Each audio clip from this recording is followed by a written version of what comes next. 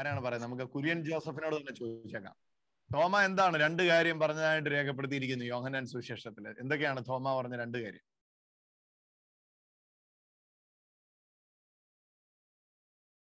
ചോദിക്കുന്നുണ്ട്, നീ എവിടേക്ക് പോകുന്നു, നീ പോകുന്നിടത്തേക്കുള്ള വഴി കുറിച്ചും തോമസ് ലീഗ ചോദിക്കുന്നു. 14:2. പിന്നെ മറ്റേത്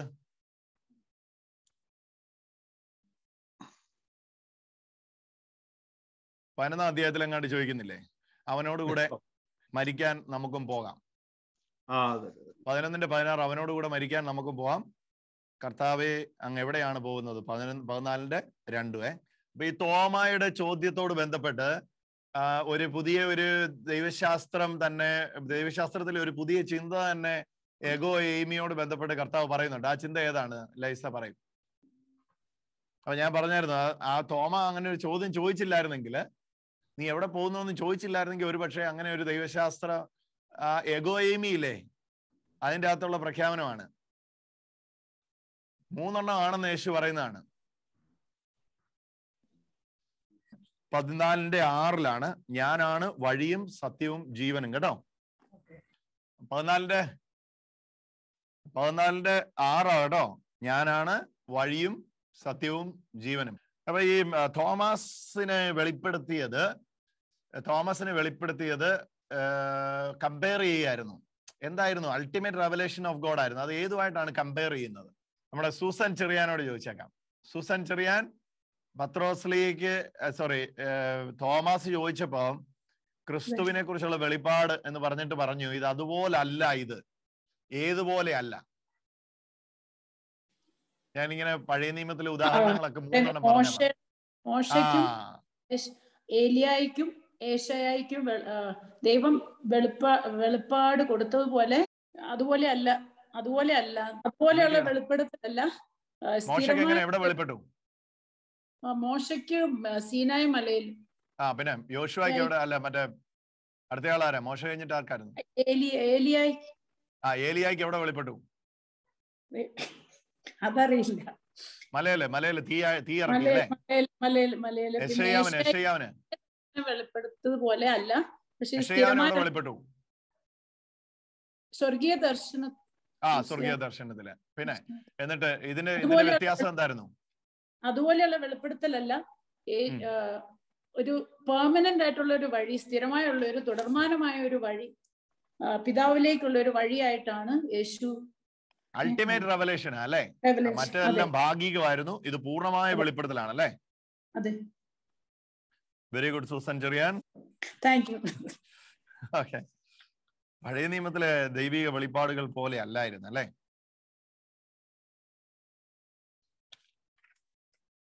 ഒരു പൂർണ്ണമായ ഒരു വെളിപ്പെടുത്തലായിരുന്നു അല്ലേ? അപ്പൊ ഇത് എന്താണ്? ഞാൻ പോകുന്നു, ഞാൻ പിന്നെ വരും. ശ്രദ്ധിച്ച് കേൾക്കണ ചോദ്യം. ഞാൻ പോകുന്നു, ഞാൻ വരും. അപ്പൊ ഈ പോക്കിനെയും വരവിനെയും എങ്ങനെയായിരുന്നു ആദ്യ നൂറ്റാണ്ടിലെ സഭ കണ്ടിരുന്നത്? അപ്പൊ ഈ കാലാകാലങ്ങളിൽ ഞാൻ പറഞ്ഞില്ലേ, ഇപ്പൊ ഇതിന്റെ അകത്തൊരു പെട്ടെന്ന് കർത്താവ് വരും എന്നുള്ള ഒരു സീനിൽ നിന്ന് അല്ലെ, കാലാകാലങ്ങളിൽ ഉണ്ടായ അതിന്റെ 3 റെഫറൻസ് ഒക്കെ പറഞ്ഞായിരുന്നു. അന്നമ്മയോട് ചോദിക്കാം. അന്നമ്മ മാഹിൽ പറഞ്ഞോളൂ. അപ്പൊ ഇമ്മീഡിയറ്റ് കമ്മിങ് ഉണ്ട്. ഇവരെല്ലാം ആദ്യം എക്സ്പെക്ട് ചെയ്ത് ഞാൻ പോകുന്നു, ഞാൻ പോയി പിന്നെ നിങ്ങൾ എന്നെ കാണുകയില്ല, കുറച്ച് കഴിഞ്ഞ് നിങ്ങൾ എന്നെ കാണും. അപ്പൊ അങ്ങനെ പറഞ്ഞപ്പോ അതിനെ 3 തലത്തിലാണ് വ്യാഖ്യാനിച്ചത് സഭ. അതെങ്ങനെയാണെന്നാ ചോദിച്ചേ? ഒന്ന്, സഭ പരൂസ്യ എന്ന് പറഞ്ഞ വിധത്തില് വ്യാഖ്യാനിച്ചില്ല. പരൂസ്യ ഇമ്മീഡിയറ്റ് ഇപ്പൊ കർത്താവ് അങ്ങ് പോയി കഴിഞ്ഞ ഉടനെ അതേ തലമുറയെ തന്നെ റെഫറൻസ് അത് എന്തോ ഇങ്ങോട്ട് നോക്കി. അപ്പൊ പരൂസ്യ എന്ന് പറഞ്ഞിട്ടാണ് വേറെ. അപ്പൊ കണ്ണിമയ്ക്കാവുന്ന നേരം കൊണ്ട് തന്നെ കർത്താവ് വരും. എന്നിട്ട് 1 തെസ്സലോനിക്കർ 4:16 അല്ലേ? ഇതാ വിൽസൺ CP. ഉടനെ വരാത്തത് കൊണ്ട് ഉടനെ വന്നില്ല, അവരുടെ ജനറേഷനിൽ വന്നില്ല. അതിന്റെ ഇടയ്ക്ക് ദൈവശാസ്ത്രം അല്പം കൂടി കുറേം കൂടി ഇംപ്രൂവ് ചെയ്തിരുന്നു. അപ്പൊ അവര് അതിനെ പിന്നീട് വ്യാഖ്യാനിച്ചത് മരിച്ചു കഴിഞ്ഞ ഉടനെ യേശു വന്ന് അവരെ കൂട്ടിക്കൊണ്ടുപോകും. അതാണ് രണ്ടാമത്തെ. മൂന്നാമത്തെ വീണ്ടും ദൈവശാസ്ത്രം കുറേം കൂടി ഇംപ്രൂവ് ചെയ്തപ്പോ യേശു പിതാവിൽ ഐക്യപ്പെട്ട പോലെ നമ്മളെ മരണശേഷം യേശുവിൽ ഐക്യപ്പെട്ട് പിതാവിനോട് ചേരും എന്നാണ് മൂന്നാമത്തെ. നമ്മൾ പിതാവിനോട്. അപ്പൊ ഒന്നാമത്തെ തന്നെ പറൂസിയ ഹിസ്റ്റീരിയ എന്ന് പറഞ്ഞാൽ ഇമ്മീഡിയറ്റ് കമ്മിങ്. തെസ്സലോനിക്കൻസ് 4:16 ഒന്നാമത്തെ പറഞ്ഞു. രണ്ടാമത്തേത് ഇമ്മീഡിയറ്റ് കമ്മിങ് അല്ല, പിന്നെ എന്താണ്? എന്താണ്? മരണം മുഖേന ദൈവത്തിലേക്ക് അടുക്കപ്പെടുകയാണ്. അതിന് കൊരിന്തോസിലെ വാക്യമാണ്, കൊരിന്തോസിലെ വാക്യം കേട്ടോ. 2 Corinthians 5:1 നമ്മൾ വിചാരിക്കുന്ന പോലെ പെട്ടെന്ന് നമ്മൾ ജീവനോടെ ശേഷിക്കുന്ന നമ്മൾ കാണും എന്ന് പറയുന്ന എക്സ്പെക്ടേഷൻ അല്ലെ? അല്ല, ജീവനോടെ ശേഷിക്കുന്ന നമ്മൾ കാണുമെന്നല്ല പറഞ്ഞ, അത് തെസ്സലോനിക്കൽ 4:16 മറ്റേത് പറഞ്ഞു മരിച്ച് മൺമയമായി ഈ ശരീരം വിട്ടു കളഞ്ഞാൽ പിന്നെ വിൺമയമായതിനെ നമ്മൾ വേൽക്കും, അങ്ങനെ അതിനെ സ്വീകരിക്കുന്നതാണ്. മൂന്നാമത്തെ വ്യാഖ്യാനം അനുസരിച്ച് ഇത് ക്രിസ്തു പിതാവിൽ നിന്ന് വന്നു, ക്രിസ്തു പിതാവിലേക്ക് വീണ്ടും ഐക്യപ്പെട്ടു. അപ്പൊ അതൊരു അക്ഷരിക വിശദീകരണം അല്ല അതിന്, പിന്നെ അതൊരു ആത്മീയ അർത്ഥമാണുള്ളത്. ആത്മീയ അർത്ഥത്തിൽ വിശ്വാസികളെല്ലാം യേശുക്രിസ്തുവിനോട് വീണ്ടും എന്ത് ചെയ്യുന്നു? പുനരൈക്യപ്പെടുന്നു. അതാണ്. എന്തായാലും വിൽസൺ ചേട്ടന് ഒരു മുത്തം. Very good. അപ്പൊ ഞാനാണെങ്കിൽ വഴിയും സത്യവും ജീവനും എന്ന് പറഞ്ഞിട്ട് അവിടെ എംഫസൈസ് ചെയ്യുന്ന ഏതായിരുന്നു? Sister ഫിലോസ്, there is another ego aimi declaration was there in chapter 14, right? And the emphasized one was on not on 3, but just it was on 1. What was that? The way. Yeah, the way. You got it. Yes, very good sister. Bless you. Okay. അപ്പൊ ഞാൻ വന്ന് നിങ്ങളെ കൊണ്ടുപോകും. അപ്പൊ യേശു പറയാണ്, ഞാൻ വന്ന് നിങ്ങളെ കൊണ്ടുപോകും, വാസസ്ഥലമുണ്ട്, ഞാൻ വന്ന് നിങ്ങളെ കൊണ്ടുപോകും. അപ്പൊ അത് കേട്ടപ്പോ ഇസ്രായേൽ മക്കളുടെ മനസ്സിലേക്ക് എന്താ പറയണ്ടേ, അവരുടെ മനസ്സിലേക്ക് വന്ന ഒരു ഓൾഡ് ടെസ്റ്റ്മെന്റ് പഴയ നിയമത്തിലെ ഒരു കൺസെപ്റ്റ് ഉണ്ട്. എന്താണ് ആ കൺസെപ്റ്റ്? ഒന്ന് എക്സ്പ്ലെയിൻ ചെയ്യാമോ? നമുക്ക് ആരോടാ ചോദിക്കേണ്ടത്? ഷിജോയോട് ചോദിച്ചാലോ? ഷിജോയെ, ഇപ്പൊ ഈ 14-ാം അധ്യായത്തിന്റെ സാഹചര്യം പറഞ്ഞില്ലേ, ഞാൻ പോവുകയാണ്, ഞാൻ പോകുന്നത് നിങ്ങൾക്ക് ഏറെ നന്ദി, ഞാൻ പോയാൽ കാര്യസ്ഥം വരും. അപ്പൊ ഈ ഫെയർവെൽ അല്ലെങ്കിൽ ഈ പോക്ക് വരവ്, അപ്പൊ ഈ വാഗ്ദാനം കൊടുക്കുകയാണ്. അപ്പൊ പെട്ടെന്ന് ഇങ്ങനെ ഒരു വാഗ്ദാനം കൊടുക്കുമ്പോൾ അവരുടെ മനസ്സിലേക്ക് വരുന്ന ഒരു പഴയ നിയമത്തിലെ ചിത്രമുണ്ട്. റെഫറൻസ് ഒക്കെ പറഞ്ഞായിരുന്നു ഞാൻ. അത് പഴയ നിയമത്തിലെ മോശ ഇസ്രായേൽക്കാരെ വാഗ്ദത്ത ഭൂമിയിലേക്ക് കൊണ്ടുവന്നപ്പോ കൊടുത്ത ആ ഒരു ധൈര്യപ്പെടുത്തലാണ് ഈശോ കൊടുക്കുന്നത്. അല്ല, അവര് മോശയും അഹ്റോനും ഈ ഇസ്രായേൽക്കാർക്ക് അവരെ ധൈര്യപ്പെടുത്തി. എന്നാ പറഞ്ഞേ? വാഗ്ദത്തത്തിലേക്ക് പ്രവേശിക്കുന്നതിന് മുമ്പ് എന്നാ പറഞ്ഞേ? അത് നമ്മൾ സ്ക്രീൻ ഷെയർ ഒക്കെ ചെയ്യാറുണ്ട് ആ വാക്യം. എനിക്ക് നല്ല ഓർമ്മയാ. നിങ്ങൾ പരിഭ്രമിക്കണ്ട അല്ലേ?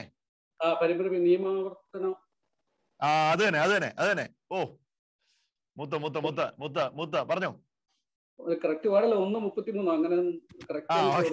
1:29 വാഗ്ദത്ത കനാൻ നാട്ടിലേക്ക് പ്രവേശിക്കുന്നതിന് മുമ്പ് മോശ ജനത്തോട് പറയുന്നു, പരിഭ്രമിക്കണ്ട, നിങ്ങൾ പേടിക്കണ്ട അല്ലേ?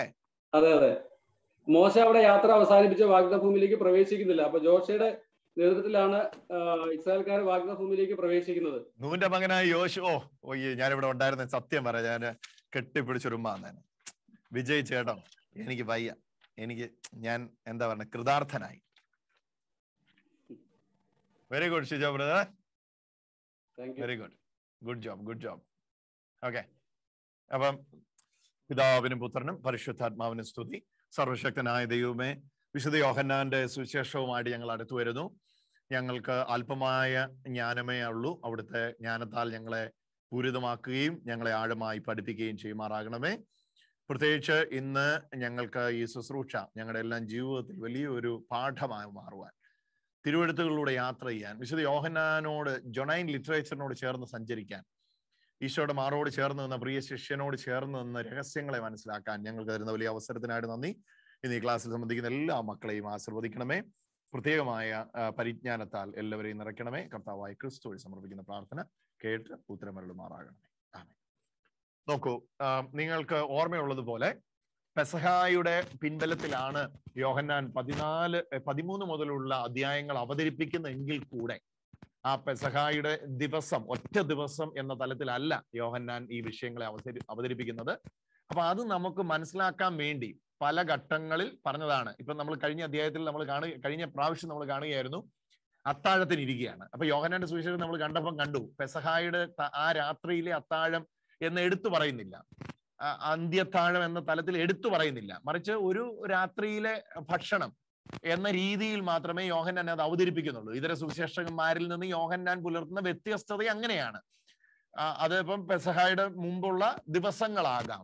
ഞാൻ മുമ്പേ പറഞ്ഞപ്പോൾ ഓർമ്മയുണ്ടല്ലോ, പെസഹ എന്ന് പറയുന്നത് ഏതാനും ദിവസങ്ങളിലേക്ക് നീണ്ടു നിൽക്കുന്നതല്ല. പെസഹായ്ക്ക് മുമ്പേ, മാസങ്ങൾക്ക് മുമ്പേ തീർത്ഥാടകർ അവിടെ എത്തുകയും, അപ്പൊ അങ്ങനെ ഒരു പിൻബലത്തിലാണ് ഇത് അവതരിപ്പിക്കുന്നത്. അപ്പൊ അതുകൊണ്ട് തന്നെ ഈ പറഞ്ഞ സംഭവങ്ങളെല്ലാം തീന്മേശയിൽ ഇരുന്ന് യൂദാസ് തള്ളി പറയുന്ന കാര്യവും, കാല് കഴുകുന്ന കാര്യവും, പത്രോസ് തള്ളി പറയാൻ പോകുന്ന കാര്യവും, യൂദ ഒറ്റിക്കൊടുക്കുന്ന കാര്യവും, ഇതെല്ലാം ഒറ്റ ഡിസ്ക്ലോസിൽ അല്ലെങ്കിൽ ഒറ്റ ഡിസ്കോഴ്സിൽ യേശു നടത്തി എന്ന് പറയുന്ന കാഴ്ചപ്പാടിലല്ല നമ്മൾ വരേണ്ടിയത്. ദീർഘ ദിവസങ്ങളിലേക്ക് നിൽക്കുന്ന ഒരു സംസാരം എന്ന തലത്തിലാണ്. അപ്പൊ അത് മനസ്സിലാക്കാൻ വേണ്ടി 14 അധ്യായത്തിന് അവസാനത്തെ വാക്യം, അതായത് 31 വാക്യം നോക്കൂ. 31 ചാപ്റ്റർ 14 വേഴ്സ് 31. എന്നാൽ ഞാൻ പിതാവിനെ സ്നേഹിക്കുന്നുവെന്ന് അവിടുന്ന് എന്നോട് കൽപ്പിച്ചതൊക്കെ ഞാൻ പ്രവർത്തിക്കുന്നുവെന്ന് ലോകം അറിയണം. എന്നിട്ട് നോക്കിയേ, അതിന്റെ അവസാനം എഴുതിയിരിക്കുന്ന ആ പദം, എഴുന്നേൽപ്പീൻ നമുക്ക് ഇവിടെ നിന്ന് പോകാം. നോക്ക് അത് ഹൈലൈറ്റ് ചെയ്തിരിക്കുന്ന സ്ക്രീൻ നോക്കിയേ, എഴുന്നേൽപ്പീൻ നമുക്ക് ഇവിടുന്ന് പോകാം. അപ്പം യോഹന്നാൻ വാക്കും ഭാഷണവും കൂടാതെ നമ്മോട് പറയാൻ ആഗ്രഹിക്കുന്നു, അല്ലെ ഈ മെസ്സേജ് കൺവേ ചെയ്യാൻ ആഗ്രഹിക്കുന്നു. ഇത് ഒറ്റ സിറ്റിങ്ങിൽ ഒരിടത്തിരുന്ന് സംസാരിക്കുന്നതല്ല. ഈ സംസാരം കഴിഞ്ഞു, അതിനിടയിൽ ദിവസങ്ങൾ പോയിട്ടുണ്ടാകാം, മണിക്കൂറുകൾ പോയിട്ടുണ്ടാകാം. യഹൂദനെ സംബന്ധിച്ചിടത്തോളം ദിവസം എന്ന് പറയുന്നത് 12 മണിക്കൂർ, 6 AM to 6 PM, 6 PM to 6 AM, 6 മണി മുതൽ 6 മണി വരെ ഒരു ദിവസം, അടുത്ത 6 മണി മുതൽ 6 മണി വരെ രണ്ടാം ദിവസം. അപ്പം ഇങ്ങനെ ഈ പറയുന്ന സംസാരം അല്ലെങ്കിൽ ഈ പറയുന്ന വിശദീകരണങ്ങള് പല സ്ഥലങ്ങളിൽ വെച്ചുള്ള വിശദീകരണങ്ങളാണ്. ജോൺ മാർക്കിനെ കുറിച്ച് നമുക്കറിയാം. ജോൺ മാർക്കിന്റെ മാളികമുറിയിൽ വെച്ച് സംസാരിച്ചു കാണും കുറെ കാര്യങ്ങള്. എന്നിട്ട് പിന്നെ എഴുതിയിരിക്കുക യോഹന്നാൻ, എഴുന്നേൽപ്പി നമുക്ക് ഇവിടുന്ന് പോകാം. സോ യോഹന്നാൻ നമ്മോട് പറയാൻ ആഗ്രഹിക്കുന്ന മെസ്സേജ് ഇതാണ്. ഒരു സ്ഥലത്ത് ഇരുന്ന് അവതരിപ്പിക്കുകയല്ലായിരുന്നു. അവര് നടന്നു, അടുത്ത സ്ഥലത്തേക്ക് പോയി. ചിലപ്പം അടുത്ത ദിവസമായിരിക്കും അടുത്ത സംസാരം നടന്നിട്ടുള്ളത്. അല്ലാതെ ഒറ്റ സിറ്റിങ്ങിൽ ഇത് നടന്നിട്ടുള്ളതല്ല എന്ന് പറയാൻ വേണ്ടി യോഹന്നാൻ എഴുതിയിരിക്കുന്ന പല വിശദീകരണങ്ങൾ ഒരു വിശദീകരണമാണിത്. എഴുന്നേൽപ്പി നമുക്ക് ഇവിടുന്ന് പോകാം. ഓക്കെ, കം ബാക്ക്, തിരിച്ചു വരിക. അപ്പം ഈ 14 അധ്യായത്തിലേക്ക് നമ്മൾ പ്രവേശിക്കുമ്പോൾ ജസ്റ്റ് ആ ഒരു ഐഡിയയിൽ വേണം നമ്മൾ പ്രവേശിക്കാനായിട്ട്. അതിലിപ്പോ നമ്മൾ ആദ്യം എത്തിച്ചേർന്നത് 14 അധ്യായത്തിന്റെ ആദ്യ ഖണ്ഡികയിലാണ്. അതായത് 14 അധ്യായത്തിന് 1 മുതൽ 14 വരെയുള്ള വാക്യങ്ങളാണ് നമ്മൾ എത്തിച്ചേർന്നത്. അവിടെ നമുക്ക് പ്രധാനമായിട്ട് മനസ്സിലായി, പീലിപ്പോസ് പറയുന്നു, പീലിപ്പോസിന്റെ സംസാരത്തിന് ചേർന്ന് പിതാവിനെ കാണിച്ചു തരാൻ പറയുന്നു. തോമ, നീ എവിടേക്ക് പോകുന്നു എന്ന് ഞങ്ങൾ അറിയുന്നില്ലെന്ന് പറയുന്നു. പിന്നെ എങ്ങനെ വഴി അറിയുന്നതെന്ന് ചോദിക്കുന്നു. ആ പീലിപ്പോസിന്റെ സംസാരത്തോട് ബന്ധപ്പെട്ടാണ് പറയുന്നത്, ഞാൻ തന്നെ വഴിയും സത്യവും ജീവനും ആകുന്നു എന്ന് പറയുന്ന പ്രഖ്യാപനം വരുന്നു. ഇതെല്ലാം കഴിഞ്ഞിട്ട് 15-ാമത്തെ അധ്യായത്തിലേക്ക് വരികയാണ്. 15-ാം വാക്യത്തിലേക്ക് വരിക. 14-ാം അധ്യായം 15 മുതൽ. അപ്പൊ ഇന്ന് നമ്മൾ എടുക്കുന്നത് 14-ാം അധ്യായത്തിന്റെ 15 മുതൽ 31 വരെയുള്ള ഖണ്ഡികയാണ്. 14-ാം അധ്യായത്തിന്റെ 15-ാം വാക്യം മുതൽ chapter 14 verses 15 to 31. Okay, that's today's explanation. Okay, നീ എന്നെ സ്നേഹിക്കുന്നു. ഇന്ന് ഞാൻ രാവിലത്തെ ഒരു മെസ്സേജില് നമ്മുടെ ഷൈനി ജേക്കബിന്റെ പള്ളിയിൽ ഇന്ന് കൺവെൻഷൻ ആയിരുന്നു. അപ്പം അവിടെ ആ കൂട്ടായ്മയില് കുറച്ച് കാര്യങ്ങൾ ബഹ്റിനിലെ സഹോദരങ്ങൾക്ക് വേണ്ടി ഇത് വിശദീകരിച്ചായിരുന്നു. അപ്പൊ ആ ക്ലാസ്സിൽ പങ്കെടുത്തിട്ടുള്ളവർക്ക് കൂടുതൽ മനസ്സിലാവും. അത് യൂട്യൂബിലൊക്കെ അപ്ലോഡ് ചെയ്യാം. അത് അവർ സൂം കണ്ടക്ട് ചെയ്തോടെ നമുക്ക് യൂട്യൂബിൽ വിടുന്നതിനുള്ള പെർമിഷൻ ഇല്ലായിരുന്നു. അതുകൊണ്ടാണ് യൂട്യൂബിൽ ലൈവ് ചെയ്യാൻ പറ്റാഞ്ഞത്. എനിവേ വാട്ടെവർ, ഇതിലേക്ക് വരിക. നിങ്ങൾ എന്നെ സ്നേഹിക്കുന്നുവെങ്കിൽ നിങ്ങൾ എന്റെ കൽപ്പനകൾ പാലിക്കും. അതാണ് ചാപ്റ്റർ 14 വേഴ്സ് 15 പറയുന്നത്. അപ്പൊ ഈ കൽപ്പനാപാലനം എന്നതാണ് ഇവിടുത്തെ വിഷയം. അപ്പൊ എങ്ങനെ നിങ്ങൾ എന്റെ കൽപ്പന പാലിക്കും? ആ ചോദ്യത്തിന് മറുപടിയാണ് നിങ്ങൾ എന്നെ സ്നേഹിക്കുന്നുവെങ്കിൽ. അപ്പൊ യേശുവിന്റെ കൽപ്പന ഒരാൾ പാലിക്കേണ്ടിയത് ദൈവത്തോടുള്ള ഭയത്തിൽ നിന്നല്ല, മറിച്ച് ദൈവത്തോടുള്ള സ്നേഹത്തിൽ നിന്നാണ്. ഈ സ്നേഹത്തിലുള്ള കൽപ്പനാപാലനവും ഭയത്തിലുള്ള കൽപ്പനാപാലനവും രണ്ടും തമ്മിൽ വ്യത്യാസമാണ്. നമ്മൾ പലരെയും സ്നേഹിക്കാറുണ്ട്, നമ്മൾ പലരെയും ഭയക്കാറുണ്ട്. ഭയത്തോടെയാ ചെയ്യുന്നതെങ്കിൽ നമുക്കറിയാം, ഇപ്പം അവരുടെ മുമ്പിൽ നമ്മൾ ഡീസന്റ് ആയിരിക്കും, അവരുടെ മുമ്പിൽ നിന്ന് മാറുമ്പം അവരുടെ കൺവെട്ടത്ത് നമ്മൾ ഡീസന്റ് ആയിരിക്കും ഭയമാണെങ്കിൽ. അതേസമയം സ്നേഹത്തിലാണെങ്കിൽ അവരോടുള്ള ഒരു അടുപ്പം നമ്മളിൽ നാം പോലും അറിയാതെ അവരുടെ സമക്ഷത്തോ അല്ലെങ്കിലും അത് ചെയ്യാനായിട്ട് തോന്നിപ്പിക്കത്തില്ല. അല്ലെങ്കിൽ അതിൽ നമ്മളെ മാറ്റി നിർത്തും. അപ്പൊ ഇവിടെ യേശു ആവശ്യപ്പെടുന്നത് സ്നേഹത്തിലുള്ള കൽപ്പനാനുസരണമാണ്. ഓക്കെ, സ്നേഹത്തിലുള്ള കൽപ്പനാനുസരണമാണ്. അപ്പൊ ഇവിടെ മുതൽ നമ്മൾ നോക്കുമ്പോൾ 1 മുതൽ 15 വരെ പ്രധാനമായിട്ട് എംഫസൈസ് ചെയ്തത് വിശ്വാസമായിരുന്നു. ഓക്കെ, എന്നാൽ ഈ 15 മുതലുള്ള വാക്യങ്ങളിൽ വിശ്വാസമല്ല, പിന്നെ എന്താണ്? സ്നേഹമാണ് എംഫസൈസ് ചെയ്യുന്നത്. 14-ാം വാക്യത്തിൽ നമ്മൾ സ്നേഹത്തെ കാണുന്നു. 15-ാം വാക്യത്തിൽ നമ്മൾ എന്ത് ചെയ്യുന്നു? സ്നേഹത്തെ കാണുന്നു. ഓക്കെ, 15-ാം വാക്യം തുടങ്ങി 14-15. 14-ാം വാക്യത്തില്ല, 14-15 നമ്മൾ എന്ത് ചെയ്യുന്നു? സ്നേഹത്തെ കാണുന്നു. നിങ്ങൾ എന്നെ സ്നേഹിക്കുന്നുവെങ്കിൽ. പിന്നെ 21-ാം വാക്യം നോക്കിയേ. 21-ാമത്തെ വാക്യം, 21. എന്റെ കൽപ്പനകൾ സ്വീകരിക്കുകയും പാലിക്കുകയും ചെയ്യുന്നവനാണ് എന്നെ സ്നേഹിക്കുന്നത്. കണ്ടോ? 21-ാം വാക്യത്തില് സ്നേഹത്തിന്റെ എംഫസൈസ് പറയുന്നു. 23-ാം വാക്യം നോക്കി. യേശു പ്രതിവേദിച്ചു, എന്നെ സ്നേഹിക്കുന്നവൻ എന്റെ വചനം പാലിക്കും. എന്നെ സ്നേഹിക്കുന്നവൻ. 21-ാമത്തെ വാക്യം, 23-ാമത്തെ വാക്യത്തില് അല്ലെ? കണ്ടോ? അത് ബ്ലൂവിൽ ഹൈലൈറ്റ് ചെയ്തിട്ടുണ്ട്. നിങ്ങൾ എന്നെ സ്നേഹിക്കുന്നവൻ എന്റെ കൽപ്പന പാലിക്കും. എന്നെ സ്നേഹിക്കുന്നവൻ എന്റെ കൽപ്പന പാലിക്കും. അപ്പം 1 മുതൽ 15 വരെയുള്ള വാക്യങ്ങൾ വിശ്വാസത്തിന് ഊന്നലും 15 മുതൽ 31 വരെയുള്ള വാക്യത്തിൽ സ്നേഹത്തിന് ഊന്നലും കൊടുക്കുന്നു. ഈ ദൈവശാസ്ത്രം തന്നെയാണ് പൗലോസ് അവതരിപ്പിക്കുന്നത്. കൊരിന്തോസുകാർക്ക് എഴുതിയ ലേഖനത്തിൽ നമ്മളതാ കാണുന്നത്. 3 എണ്ണം നിലനിൽക്കുന്നു: വിശ്വാസം, പ്രത്യാശ, സ്നേഹം. ഇവയിൽ വലുതോ സ്നേഹം തന്നെ. അപ്പൊ ഈ യോഹന്നാന്റെ ദൈവശാസ്ത്രവും പൗലോസിന്റെ ദൈവശാസ്ത്രവും തമ്മിൽ കൂടിച്ചേർന്ന് പോകുന്ന രീതിയാണ് നമ്മൾ ഇവിടെ കാണുന്നത്. മനസ്സിലാവുന്ന ഒന്ന് ചിന്തിക്കുന്നു. അതായത് യോഹന്നാന് വെളിപ്പെട്ട ദൈവശാസ്ത്രത്തിന്റെ എന്താ പറയണ്ടേ, കുറച്ചുകൂടി ഒരു ഹയർ ഗ്രേഡ് ആണ് ആർക്ക്? പൗലോസിലേക്ക് വെളിപ്പെട്ട ദൈവശാസ്ത്രം. അതുകൊണ്ട് തന്നെ യോഹന്നാന്റെ ജൊനൈൻ ലിറ്ററേച്ചറും പൊളൈൻ ലിറ്ററേച്ചറും, ഇപ്പൊ പൊളൈൻ ലെറ്റേഴ്സും ജൊനൈൻ ലെറ്റേഴ്സും തമ്മിൽ ഒരു അന്തർധാര, അതിനിടയിൽ ഒരു ലിങ്ക് നമുക്ക് കാണാൻ കഴിയും. അത് തന്നെയാണ് നമ്മൾ ഇവിടെ കാണുന്നത്. ഇവിടെയും എംഫസൈസ് ചെയ്യുന്ന സ്നേഹത്തെയാണ്. പൗലോസ് ആകട്ടെ കൊരിന്ത്യ ലേഖനം 13-ാം അധ്യായം അല്ലെ, 13-ാം അധ്യായം മുഴുവൻ സ്നേഹത്തെ കുറിച്ചാണ് സംസാരിക്കുന്നത്. എന്നിട്ട് 13-ന്റെ അവസാനം എത്തുമ്പോൾ പറയാണ് വിശ്വാസം, പ്രത്യാശ, സ്നേഹം, ഇവ 3 നിലനിൽക്കുന്നു, ഇവ വലുതോ സ്നേഹം തന്നെ. അപ്പൊ ഈ അധ്യായത്തിന്റെയും വിശദീകരണം മുഴുവൻ സ്നേഹത്തെ കുറിച്ച് തന്നെയാണ്. ഓക്കെ, ഇനി 3 പേരുടെ ട്രിനിറ്റേറിയൻ ഇന്റർവെൻഷൻ അതിനെ വിളിക്കുന്നത്. ട്രിനിറ്റേറിയൻ ഇന്റർവെൻഷൻ, ആ ഹെഡിങ് വേണമെങ്കിൽ എഴുതിക്കും. ത്രിത്വേക ദൈവത്തിന്റെ ഇടപെടല്, ത്രിത്വേക ദൈവത്തിന്റെ അല്ലെ ത്രിയേക ദൈവത്തിന്റെ ഇടപെടല്, ട്രിനിറ്റേറിയൻ ഇന്റർവെൻഷൻ ആണ് ഇനി പറയുന്നത്. 3 പേരും ഒരു വിശ്വാസിയിൽ സജീവമാകും എന്നുള്ള വിശദീകരണമാണ് പറയുന്നത്. ട്രിനിറ്റേറിയൻ ഇന്റർവെൻഷൻ അല്ലെങ്കിൽ ത്രിയേക ദൈവത്തിന്റെ ഇടപെടല്. ഓക്കെ, ആരൊക്കെയാണ് ഈ 3 വ്യക്തികള്? പരിശുദ്ധാത്മാവ്, യേശുക്രിസ്തു, പിതാവ്, അല്ലെങ്കിൽ പിതാവ്, പുത്രൻ, പരിശുദ്ധാത്മാവ്. ഓക്കെ, അപ്പം പിതാവ്, പുത്രൻ, പരിശുദ്ധാത്മാവ് ആ രീതിയിൽ വിശദീകരിക്കാതെ ഇവിടുത്തെ ഈ രീതിയിൽ തന്നെ നമുക്ക് വിശദീകരിക്കാം. നമുക്ക് ഇവിടെ തുടങ്ങിയാണ്. ഞാൻ പിതാവിനോട് അപേക്ഷിക്കുകയും എന്നേക്കും നിങ്ങളോട് കൂടി ഇരിക്കാൻ മറ്റൊരു സഹായകനെ, പാരാക്ലേത്തോസ് ആണ്, പാരാക്ലേത്തോസിനെ തരും. പാരാക്ലേത്തോസ് എന്ന് പറഞ്ഞാല് സഹായകൻ എന്നാണ്. ഓക്കെ, പാരാക്ലേത്തോസ്, ക്ലേറ്റോസ് എന്നും പറയാം, ക്ലേത്തോസ് എന്നും പറയാം, പാരാക്ലീറ്റ എന്നും പറയും കേട്ടോ. പാരാക്ലീറ്റയെ തരും. ജീസസ് പറയാണ്, ഞാൻ നിങ്ങൾക്ക് ഒരു പാരാക്ലീറ്റയെ തരും, പാരാക്ലേത്തോസിനെ തരും. പാരാക്ലേത്തോസ് ക്രിയ നാമവിശേഷണമാണ്. പാരാക്ലീറ്റ എന്നുള്ളതാണ് അതിന്റെ കറക്റ്റ് യൂസേജ് പറയേണ്ടത്. പാരാക്ലീറ്റയെ ഞാൻ നിങ്ങൾക്ക് തരും. പാരാക്ലീറ്റ എന്നതിന്റെ യഥാർത്ഥ അർത്ഥം ഈ മലയാളത്തിലെ പരിഭാഷയിൽ നമ്മൾ മനസ്സിലാക്കുന്ന അതൊരു കോടതി ഭാഷ എന്ന് പറയുന്ന പോലെയാണ്. കോർട്ടിലെ ലാംഗ്വേജ് ആണ് പാരാക്ലീറ്റ എന്ന് പറയുന്നത്. കോർട്ടിലെ ലാംഗ്വേജ് ആണ്. എന്നാ അതിന്റെ അർത്ഥം എന്ന് പറഞ്ഞാല്, ഇപ്പം ഓക്കെ, പാരാക്ലീത്തോ അല്ലെ പാരാക്ലീത്തോസിനെ തരാ അല്ലെ പാരാക്ലീറ്റയെ തരാന്ന് പറഞ്ഞാല് you are in A court. നിങ്ങൾ ഒരു കോടതി മുറിയിലേക്ക് പോവുകയാണ്. ആ കോടതി മുറിയിൽ നിങ്ങൾക്കെതിരെ വാദിക്കാൻ ഒരു അഡ്വക്കേറ്റ് ഉണ്ട്. അയാള് നിങ്ങളെ ചോദ്യം ചെയ്യുകയാണ്. പക്ഷെ നിങ്ങൾക്ക് വേണ്ടി വാദിക്കാൻ അവിടെ ആരുമില്ല. ആ കോടതി മുറിയിൽ നിങ്ങൾ ഒറ്റയ്ക്കാണ്. അപ്പൊ ഈ കോടതി മുറിയിൽ ഇങ്ങനെ ഒറ്റയ്ക്കാവുമ്പോൾ നിങ്ങൾക്ക് വേണ്ടി കോടതി ഒരു വാദിയെ അല്ലെങ്കിൽ വാദിക്കാൻ ഒരാളെ നിങ്ങൾക്ക് വേണ്ടി അപ്പോയിന്റ് ചെയ്യുകയാണ്. അതിന് ഈ ഗവൺമെന്റ് പ്ലീഡർ എന്നോ അങ്ങനെ എന്താ പറയുമെന്ന് തോന്നുന്നു. എനിക്ക് അതിന്റെ കറക്റ്റ് വേർഡ് അറിഞ്ഞുകൂടാ. അതായത് സെൽഫ് അങ്ങനെയാണോ? വാദിക്കാൻ ആളില്ലാത്തവർക്ക് വേണ്ടി ഗവൺമെന്റ് സൈഡിൽ നിന്ന് ഒരു ഗവൺമെന്റ് വക്കീലിനെ അപ്പോയിന്റ് ചെയ്യും. അല്ല, അതിനെന്തോ ഒരു പേര് പറയാം. അതെനിക്കും അറിയാം. അതിന്റെ പേരെന്നാ പറയാം. ഗവൺമെന്റ് പ്ലീഡർ അല്ല, വേറെ ഏതാണ്ടാ പറയുന്നത്. വേറെന്തോ ഒരു സംഭവം പറയാന് വാട്ടെവർ.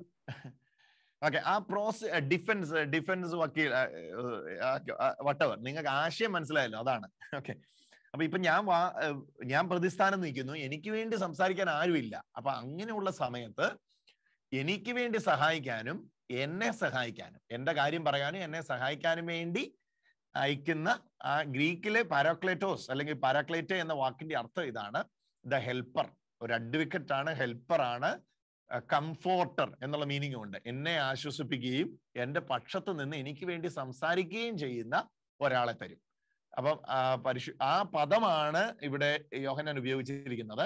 ആ പാരാക്ലേറ്റേസ് പാരാക്ലേറ്റോസ് അല്ലെ പാരാക്ലേറ്റ എന്ന് പറയുന്ന ആ പദത്തിന്റെ അർത്ഥം ഒരു സഹായകനെ നിങ്ങൾക്ക് തരും. അപ്പൊ യേശു പോവുകയാണെന്ന് പറയുന്നു. യേശു പോവുകയാണെന്ന് പറഞ്ഞിട്ട് യേശു വ്യക്തമായിട്ട് പറയുന്നു, ഞാൻ പിതാവിനോട് അപേക്ഷിക്കുകയും എന്നേക്കും നിങ്ങളോട് കൂടിയിരിക്കാൻ മറ്റൊരു സഹായകനെ. ആ മറ്റൊരു സഹായകനെ എന്നുള്ളത് അടിവരയിടണം. കാരണം ഓൾറെഡി ഒരാളുണ്ടെങ്കിലാണ് മറ്റൊരാളെന്ന് പറയേണ്ടി വരുന്നത്.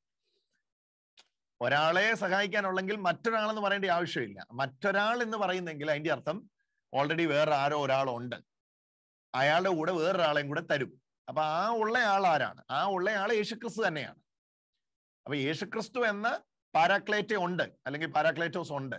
അപ്പോൾ തന്നെ വേറൊരു പാരാക്ലേറ്റോസിനെയും കൂടെ നിങ്ങൾക്ക് തരും, വേറൊരു സഹായകനെയും കൂടെ നിങ്ങൾക്ക് തരും. ആ വേറൊരു സഹായകൻ എന്ന് പറയുന്നത് പരിശുദ്ധാത്മാവിനെയാണ്. ഓക്കെ, അപ്പൊ ഈ പറയുന്നതിന് ഈ യോഹന്നാൻ ശ്ലീഹ എഴുതുന്ന AD 95 റോമൻ ഭരണ ഇൻഫ്ലുവൻസും കൂടെ ഉണ്ടെന്ന് ഓർക്കുക. ഓക്കെ, കാരണം ആ സമയം ആയപ്പോഴത്തേക്കും ചിന്തകൾ ഒരുപാട് എന്ത് ചെയ്തു, വർദ്ധിച്ചു. ഈ ഏകാധിപത്യം ഒക്കെ ജനാധിപത്യത്തിനൊക്കെ വഴിമാറുന്ന രാജഭരണം തന്നെ അപ്പോൾ തന്നെ രാജാവ് തോന്നുന്ന പോലെ വെട്ടിക്കൊല്ലുന്നു. ആ രീതിയിൽ അപ്പുറത്ത് വാദിയും പ്രതിക്ക് വാദിയുണ്ട്, അല്ലെങ്കിൽ വാദിക്ക് നിന്ന് വാദിക്കാം എന്നൊക്കെ പറയുന്ന പ്രതിയുടെ റൈറ്റും കൂടെ ഒക്കെ കീപ്പ് ചെയ്യുന്ന തരത്തിലേക്ക് നിയമസംഹിതകളുടെ വർദ്ധിച്ചു. ആ പശ്ചാത്തലത്തിൽ AD 95 പശ്ചാത്തലത്തിൽ ഇത് എഴുതുമ്പോൾ കുറച്ചുകൂടെ എന്ത് ചെയ്തു, ആ ഒരു പൊളിറ്റിക്കൽ ഫ്രെയിമും കൂടെ വർദ്ധിച്ചു എന്ന് ഓർക്കുക. അപ്പൊ പാരാക്ലേറ്റോസിനെ തരും, അല്ലെ പാരാക്ലേറ്റെ തരൂ എന്ന് പറഞ്ഞാൽ അവർക്ക് വ്യക്തമായിട്ട് അറിയാം ഇത് വാസ്തവത്തിൽ ഒരു കോടതി ഭാഷയാണ്. വിധി ദിനത്തിൽ എനിക്ക് വേണ്ടി സംസാരിക്കാൻ പ്രതിക്ക് സെൽഫ് ഡിഫൻസ് നടത്താം ഓഫ് കോഴ്സ്, പക്ഷെ നിയമപരമായിട്ട് ഒരു വക്കീലിനെ നേരിടാൻ പ്രതിക്ക് കഴിയുകയില്ല. നിയമപരമായിട്ട് ഒരു വക്കീലിനെ നേരിടണമെങ്കിൽ നിയമം പഠിച്ച ഒരു വാദി, എനിക്ക് വേണ്ടി വാദിക്കുന്ന ഒരാൾ ഉണ്ടാകണം. അപ്പൊ അത് തന്നെയാണ് ഈ പാരാക്ലേറ്റോസ് അല്ലെങ്കിൽ പാരാക്ലേറ്റ എന്നതിന്റെ അർത്ഥമായിട്ട് കർത്താവ് ഉദ്ദേശിക്കുന്നത്. എല്ലാം നിങ്ങളെക്കുറിച്ച് അറിയുന്ന ഒരു പാരാക്ലേറ്റോസിനെ നിങ്ങൾക്ക് തരും, മറ്റൊരു കാര്യസ്ഥനെ നിങ്ങൾക്ക് തരും. സത്യാത്മാവിനെ എന്നിട്ട് വ്യക്തമായിട്ട് പറയാം, ഞാൻ പിതാവിനോട് അപേക്ഷിക്കുകയും മറ്റൊരു അപേക്ഷിക്കുകയും എന്നേക്കും നിങ്ങളോടുകൂടെ ഇരിക്കാൻ. അപ്പൊ ഈ പാരാക്ലേറ്റോസിനെ എന്നേക്കും നിങ്ങളോടുകൂടി ഇരിക്കും എന്ന് വ്യക്തമാക്കുകയാണ്. അത് ഇതിലൂടെ സഭാപിതാക്കന്മാർ പറയുന്നത് പരിശുദ്ധാത്മാവിന്റെ ദൈവത്വത്തെയാണ് ഉറപ്പിക്കുന്നത്. അതായത് എന്നേക്കും ഇരിക്കണമെങ്കിൽ ആ എന്നേക്കും ഇരിക്കുന്ന ആള് ദൈവമാണ്. ഓക്കെ, ഇപ്പൊ പാരാക്ലേറ്റോസ് ആയ പരിശുദ്ധാത്മാവ് എന്നേക്കും ഇരിക്കണമെങ്കിൽ ആ എന്നേക്കുമുള്ള ആള് എറ്റേണൽ എന്ന് പറയുന്നത് ദൈവത്തിന്റെ പ്രകൃതിയാണ്, ദൈവത്തിന്റെ സ്വഭാവമാണ്. അപ്പൊ ത്രിയേകത്തിലെ മൂന്നാമത്തെ വ്യക്തി, ത്രിത്വത്തിലെ the third person of the trinity is coming down. അത് തന്നെയാണ് പറയുന്നത്. Third person of the trinity എന്ന് പറയുമ്പോൾ the same nature and the same attributes, അതേ പ്രകൃതിയും അതേ ഭാവവും അതേ സ്വഭാവവുമുള്ള പിതാവിനോട് സമനായ തുല്യനായ ഓക്കെ ആ പരിശുദ്ധാത്മാവിനെ തരും. ആ പരിശുദ്ധാത്മാവ് എന്നേക്കും ഇരിക്കുന്ന പാരാക്ലേറ്റോസ് ആണ്, അല്ലെങ്കിൽ സഹായകനാണ്. ഓക്കെ, എന്നിട്ട് പറയുക, ഈ സത്യാത്മാവിനെ സ്വീകരിക്കാൻ ലോകത്തിന് സാധിക്കുകയില്ല. സത്യാത്മാവിനെ സ്വീകരിക്കാൻ ലോകത്തിന് അതിനവിടെ എംഫസൈസ് ഉണ്ട്. കാരണം ഗ്രീക്ക് ടെക്സ്റ്റ് നിങ്ങൾ നോക്കിയാൽ അറിയാം, ആ സ്വീകരിക്കുക എന്ന് പറയുന്നത്, റിസീവ് ചെയ്യുക എന്ന് പറയുന്നതിന് എംഫസൈസ് കൊടുത്തുള്ള ഭാഷയാണ് അവിടെ ഉപയോഗിച്ചിരിക്കുന്നത്. സ്വീകരിക്കാൻ ലോകത്തിന് കാണുകയില്ല, കാരണം അത് അവനെ കാണുകയോ അറിയുകയോ ചെയ്യുന്നില്ല. അതവനെ കാണുകയോ അറിയുകയോ ചെയ്യുന്നില്ല. മാനുഷിക ശരീരമില്ലാത്ത സത്യാത്മാവിനെ ദർശിക്കാൻ സ്വാഭാവിക കാഴ്ച മാത്രമുള്ള ലോകത്തിന് കഴിയുകയില്ല. ഞാൻ കഴിഞ്ഞ മെസ്സേജിൽ അത് പറഞ്ഞതാണ്. സ്വാഭാവിക കാഴ്ച മാത്രമേ ലോകത്തിനുള്ളൂ, ആത്മീക നേത്രം ഇല്ല. ആത്മീയ കണ്ണ് തുറന്നിട്ടില്ല. അപ്പൊ അതുകൊണ്ട് തന്നെ ഈ ആത്മാവിനെ ദർശിക്കാൻ അവർക്ക് കഴിയുകയില്ല. ആത്മീയ നേത്രം തുറന്നവർക്കേ ആത്മാവിനെ ദർശിക്കാനും അനുഭവിക്കാനും കഴിയുള്ളൂ. മറ്റവർക്ക് നേത്രമുണ്ട്. വിസിബിൾ ആയിരുന്നുവെങ്കിൽ, ഈ ആത്മാവ് ദൃശ്യമായിരുന്നുവെങ്കിൽ അവർക്ക് കാണാമായിരുന്നു. കാരണം ദൃശ്യമായതൊക്കെ അവർ കാണുന്നുണ്ട്. അദൃശ്യമായതുകൊണ്ട് ആത്മാവിന്റെ പ്രചോദനത്താൽ മാത്രമേ ഇതിനെ കാണാൻ കഴിയുള്ളൂ. അതുകൊണ്ട് അവര് കാണുകയില്ല, നിങ്ങൾ കാണും എന്ന് പറയുകയാണ്. അപ്പൊ ആദ്യത്തേത് യേശുക്രിസ്തുവിനെ കുറിച്ചുള്ള വിശദീകരണം അല്ല, പരിശുദ്ധാത്മാവിനെ കുറിച്ചുള്ള വിശദീകരണമാണ്. പരിശുദ്ധാത്മാവിനെ കുറിച്ചുള്ള വിശദീകരണം 17-ാം വാക്യം വരെ തുടരുകയാണ്. ഈ സത്യാത്മാവിനെ സ്വീകരിക്കാൻ ലോകത്തിന് സാധിക്കില്ല, കാരണം അത് അവനെ കാണുകയോ അറിയുകയോ ചെയ്യുന്നില്ല. എന്നാൽ നിങ്ങൾ അവനെ അറിയുന്നു, കാരണം അവൻ നിങ്ങളോടൊത്ത് വസിക്കുകയും നിങ്ങളിലായിരിക്കുകയും ചെയ്യും. നിങ്ങൾ അവനെ അറിയുന്നത് നിങ്ങളോടൊത്ത് വസിക്കുന്നതുകൊണ്ടാണ്. നിങ്ങൾക്ക് ആർക്കെങ്കിലും ഇത് പ്രസംഗിക്കാൻ പറ്റുമെങ്കിൽ പ്രസംഗിക്കണം. ഭയങ്കര ചിന്തയാണിത്. നിങ്ങളോടൊത്ത് വസിക്കുന്നത് കൊണ്ടാണ് നിങ്ങൾ അവനെ അറിയുന്നത്. അതാണ് ഇവിടെ. നിങ്ങളോടൊത്ത് വസിക്കുന്നു, നിങ്ങൾ ആയിരിക്കുകയും ചെയ്യുന്നു. അതുകൊണ്ട് നിങ്ങൾ അവനെ അറിയുന്നു. നിങ്ങളിലായിരിക്കുന്നു, നിങ്ങളോടൊത്ത് വസിക്കുന്നു. അപ്പം ഇതൊരു ടെമ്പററി പ്രോമിസ് അല്ല, ഇതൊരു പെർമനന്റ് പ്രോമിസ് പോലുമല്ല, അവകാശമാണ്. ഹെയർ കൊടുക്കുവാണ്, ഇൻഹെറിറ്റൻസ് കൊടുക്കുവാണ്. ഞാൻ വേറൊരു പാരാക്ലെത്തോസിനെ അയച്ചു തരാം നിങ്ങൾക്ക്, അത് എന്നേക്കും നിങ്ങളോട് കൂടെ ഇരിക്കും. ഞാൻ പോവാണ്, പക്ഷെ നിങ്ങളോട് എന്നേക്കും ഇരിക്കുന്ന സത്യത്തിന്റെ ആത്മാവെന്ന മറ്റൊരു കാര്യസ്ഥനെ നിങ്ങൾക്ക് അയച്ചു തരാം. ഇതിന്റെ ഡ്യൂപ്ലിക്കേറ്റ് ആണ് നമ്മൾ ചാപ്റ്റർ 16 കാണുന്നത് കേട്ടോ. ഇതേ അധ്യായം തന്നെ അങ്ങോട്ട് പറിച്ചു വെച്ചിരിക്കുന്നത്, ഇതേ ഭാഗം തന്നെയാണ്. അതുകൊണ്ട് തന്നെ 16-ാം അധ്യായം വായിക്കുമ്പോൾ നമുക്കിത് കൂടുതൽ ഓപ്പൺ ആവും. എന്തിനായി പരിശുദ്ധാത്മാവ് വരുന്നത്, അതല്ല 16-ാം അധ്യായത്തിലാണ് വിശദീകരിക്കുന്നത്. ഇപ്പൊ പരിശുദ്ധാത്മാവ് ഉണ്ടെന്ന് മാത്രമേ ഇവിടെ വിശദീകരിക്കുന്നുള്ളൂ. അപ്പൊ പാരാക്ലേത്തോസ്, അതിൽ ഒന്നാമത്തെ ആളാണ് ഹോളി സ്പിരിറ്റ്. ആ ഹോളി സ്പിരിറ്റ് 4 കാര്യങ്ങളിലാണ് ചെയ്യുമെന്ന് പറയുന്നത്. ഒന്ന് സത്യാത്മാവാണ്, അല്ലെ? പെട്ടെന്ന് അത് വേണമെങ്കിൽ എഴുതി വെച്ചു. പാരാക്ലേത്തോസ് ആയ പരിശുദ്ധാത്മാവിന്റെ 4 ഗുണങ്ങളാണ് അവിടെ വിശദീകരിക്കുന്നത്. ഒന്നാമത്തെ, എന്നേക്ക് നിങ്ങളോടുകൂടി ഇരിക്കും. 2, forever he will be with you, first of all. Then he is a helper, സഹായകനാണ്. 3, പാരാക്ലേത്തോസിനെ കുറിച്ച് പറയുന്നു, നിങ്ങൾ അവനെ അറിയും. 4 പറയാണ്, അവൻ നിങ്ങളോടൊത്ത് വസിക്കും. 5, നിങ്ങളിൽ ആയിരിക്കുകയും ചെയ്യും. ഒന്നുകൂടെ ആയതോട് വേണേ പറയാം. ഓക്കെ, എന്നേക്ക് നിങ്ങളോട് കൂടിയിരിക്കും. 2, തരുന്നയാള് ഹെൽപ്പറാണ്, സഹായകനാണ്. 3, മൂന്നാമത്തേത് വരുന്നത് സ്പിരിറ്റ് ഓഫ് ട്രൂത്ത് ആണ്, സത്യത്തിന്റെ ആത്മാവാണ്. 4, അവൻ നിങ്ങളോടൊത്തും വസിക്കും.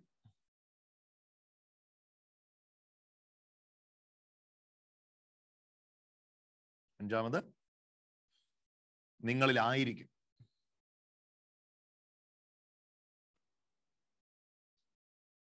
ഓക്കെ, അവിടെ കൊണ്ട് പരിശുദ്ധാത്മാവ് എന്ന ആ കംഫോർട്ടറിന്റെ കാര്യം, അല്ലെങ്കിൽ ഈ പാരാക്ലേത്തോസിന്റെ കാര്യം അവസാനിപ്പിച്ചിട്ട് അടുത്ത ആളിലേക്ക് പോകും. 18-ാമത്തെ വാക്യം മുതൽ അടുത്തയാൾ 18 മുതൽ 21 വരെ, അങ്ങനെയാ തിരിക്കേണ്ടത്. 15 മുതൽ 17 വരെ പരിശുദ്ധാത്മാവ്, 18 മുതൽ 21 വരെ ജീസസ് ക്രൈസ്റ്റ്, യേശു ക്രിസ്തു, 23 മുതൽ 24 വരെ പിതാവ്. ഇതൊന്നുകൂടെ പറയാം. 15 മുതൽ 17 വരെ പരിശുദ്ധാത്മാവ്, 18 മുതൽ 21 വരെ യേശു ക്രിസ്തു, 23 മുതൽ 24 വരെ പിതാവ്. 15 മുതൽ 17 വരെ പരിശുദ്ധാത്മാവ്, 18 മുതൽ 21 വരെ യേശു ക്രിസ്തു, 23 മുതൽ 24 വരെ പിതാവ്. എന്നാന്നറിയാം, ഇത് നമ്മൾക്ക് ആ പശ്ചാത്തലം, നമ്മുടെ ഷിജോ ബ്രദർ പറഞ്ഞ പോലെ ഡ്യൂട്ടറോണമിയുടെ അല്ലെങ്കിൽ ആവർത്തന പുസ്തകത്തിലെ അല്ലെ, ആ ഒരു പശ്ചാത്തലം നമ്മൾ മുമ്പിൽ കാണണം. മോശ തീരുകയാണ്, ഇനി യോശുവയുടെ കയ്യിലേക്ക് ലീഡർഷിപ്പ് പോവാണ്. ലീഡർഷിപ്പ് പോകുന്നതിന് മുമ്പ് മോശ മാക്സിമം ജനത്തിന് പ്രോമിസ് കൊടുക്കുവാണ്. You will be seeing the fertile land, നിങ്ങൾക്ക് ആ ലാൻഡിനെ ദൈവം തരും, നിങ്ങൾക്ക് അവിടെ പോകാൻ പറ്റും, അവിടെ നിങ്ങൾക്ക് ദൈവം തന്നിരിക്കുന്ന വാഗ്ദാനമാണ്. യോശുവയുടെ നേതൃത്വം, നിങ്ങൾ പരിഭ്രമിക്കേണ്ട, പേടിക്കണ്ട. അപ്പൊ ഇതാണ് അവരുടെ മനസ്സിലേക്ക് ഇത് കേൾക്കും വരുന്നത്. അതായത് മോശ പോകുന്നതിന് മുമ്പ് മോശ അവരോട് പറഞ്ഞു, നിങ്ങൾ പേടിക്കണ്ട, നിങ്ങൾക്ക് അത് നേടാൻ കഴിയും, നിങ്ങൾ പോകും, നിങ്ങൾക്കത് കിട്ടും. ഈ കൺസെപ്റ്റ് അവരുടെ മനസ്സിലേക്ക് വരികയാണ് യേശു ഇത് പറയുമ്പം. യേശുവും പോവുകയാണ്, പക്ഷെ പോകുന്നതിന് മുമ്പേ പറയുന്നു, ഞാൻ കാര്യസ്ഥനെ തരും, കാര്യസ്ഥൻ നിങ്ങളോട് കൂടെ ഇരിക്കും, നിങ്ങളിൽ ഇരിക്കും, നിങ്ങളിൽ ഒരാളായിട്ട് സത്യത്തിന്റെ ആത്മാവാണ് വരുന്നത്, ഹെൽപ്പ് ചെയ്യും നിങ്ങളെ. ഓക്കെ, ആ കോണ്ടെക്സ്റ്റ് വേണം നമ്മളിത് മനസ്സിലാക്കാൻ. അതിനുവേണ്ടി പറഞ്ഞ രണ്ടാമത്തെ വിശദീകരണമാണ് യേശുക്രിസ്തുവിന്റെ പറയാണ് 18 മുതൽ 21 വരെ. യേശുക്രിസ്തു പറയാണ്, ഞാൻ നിങ്ങളെ അനാഥരായി വിടുകയില്ല. യേശുക്രിസ്തു ചെയ്യുന്ന കാര്യങ്ങളാണ്. ഞാൻ നിങ്ങളെ അനാഥരായിട്ട് വിടുകയില്ല, ഞാൻ നിങ്ങളുടെ അടുത്ത് വരും. ഞാൻ നിങ്ങളെ അനാഥരായി വിടുകയില്ല. 2, ഞാൻ നിങ്ങളുടെ അടുത്ത് വരും. ഓക്കെ, പിന്നെ ഇവിടെയും പരിശുദ്ധാത്മാവിനോട് ചേർന്ന് തന്നെ പറയാണ്, അല്പം കൂടി കഴിഞ്ഞാൽ പിന്നെ ലോകം എന്നെ കാണുകയില്ല, എന്നാൽ നിങ്ങൾ എന്നെ കാണും. ഇത് മുമ്പേ മേളിൽ ഉപയോഗിച്ചിട്ടുണ്ടായിരുന്നു. ലോകത്തിന് ഇതിനെ കാണാൻ പറ്റില്ല. ഓക്കെ, ലോകം എന്നിവിടെ ഉദ്ദേശിക്കുന്നത് യേശുക്രിസ്തുവിൽ വിശ്വസിക്കാത്തവരെ തന്നെയാണ് കേട്ടോ. യേശുക്രിസ്തുവിൽ വിശ്വസിക്കാത്തവരെ തന്നെയാണ്. യേശുക്രിസ്തുവിൽ വിശ്വസിക്കാത്തവർക്ക് ഇതിനെ അനുഭവിക്കാൻ കഴിയുകയില്ല. അവർക്ക് വേണ്ടിയും കൂടി അയക്കപ്പെട്ടത്, പക്ഷെ അവർക്ക് ഇതിനെ അവരുടെ ഭാഗത്താണ് അതിന്റെ പ്രോബ്ലം. അവർക്ക് ഇത് കാണാനും അനുഭവിക്കാനും കഴിയുന്നില്ല. അതാണ് വിശദീകരണം. അല്പം കൂടി കഴിഞ്ഞാൽ പിന്നെ ലോകം, 19ാമത്തെ വാക്യം നോക്കുക, എന്നെ കാണുകയില്ല, എന്നാൽ നിങ്ങൾ എന്നെ കാണും. ഞാൻ ജീവിക്കുന്നു, അതിനാൽ നിങ്ങളും ജീവിക്കും. ഞാൻ എൻ്റെ പിതാവിലും നിങ്ങൾ എന്നിലും ഞാൻ നിങ്ങളിലുമെന്ന് ആ ദിവസം നിങ്ങൾ അറിയും. ഓക്കെ, ആ 21ാമത്തെ വാക്യം, ആ 20ാമത്തെ വാക്യം ഒരു 5 പ്രാവശ്യം വായിക്കാവും. 20ാമത്തെ വാക്യം. ഓക്കെ, ഞാൻ എൻ്റെ പിതാവിലും നിങ്ങൾ എന്നിലും ഞാൻ നിങ്ങളിലും എന്ന ആ ദിവസം നിങ്ങൾ അറിയും. ഒന്ന് നിർത്തി വായിക്കേ. ഞാൻ എൻ്റെ പിതാവില്, നിങ്ങൾ എന്നില്. അപ്പൊ നിങ്ങൾ എവിടായി?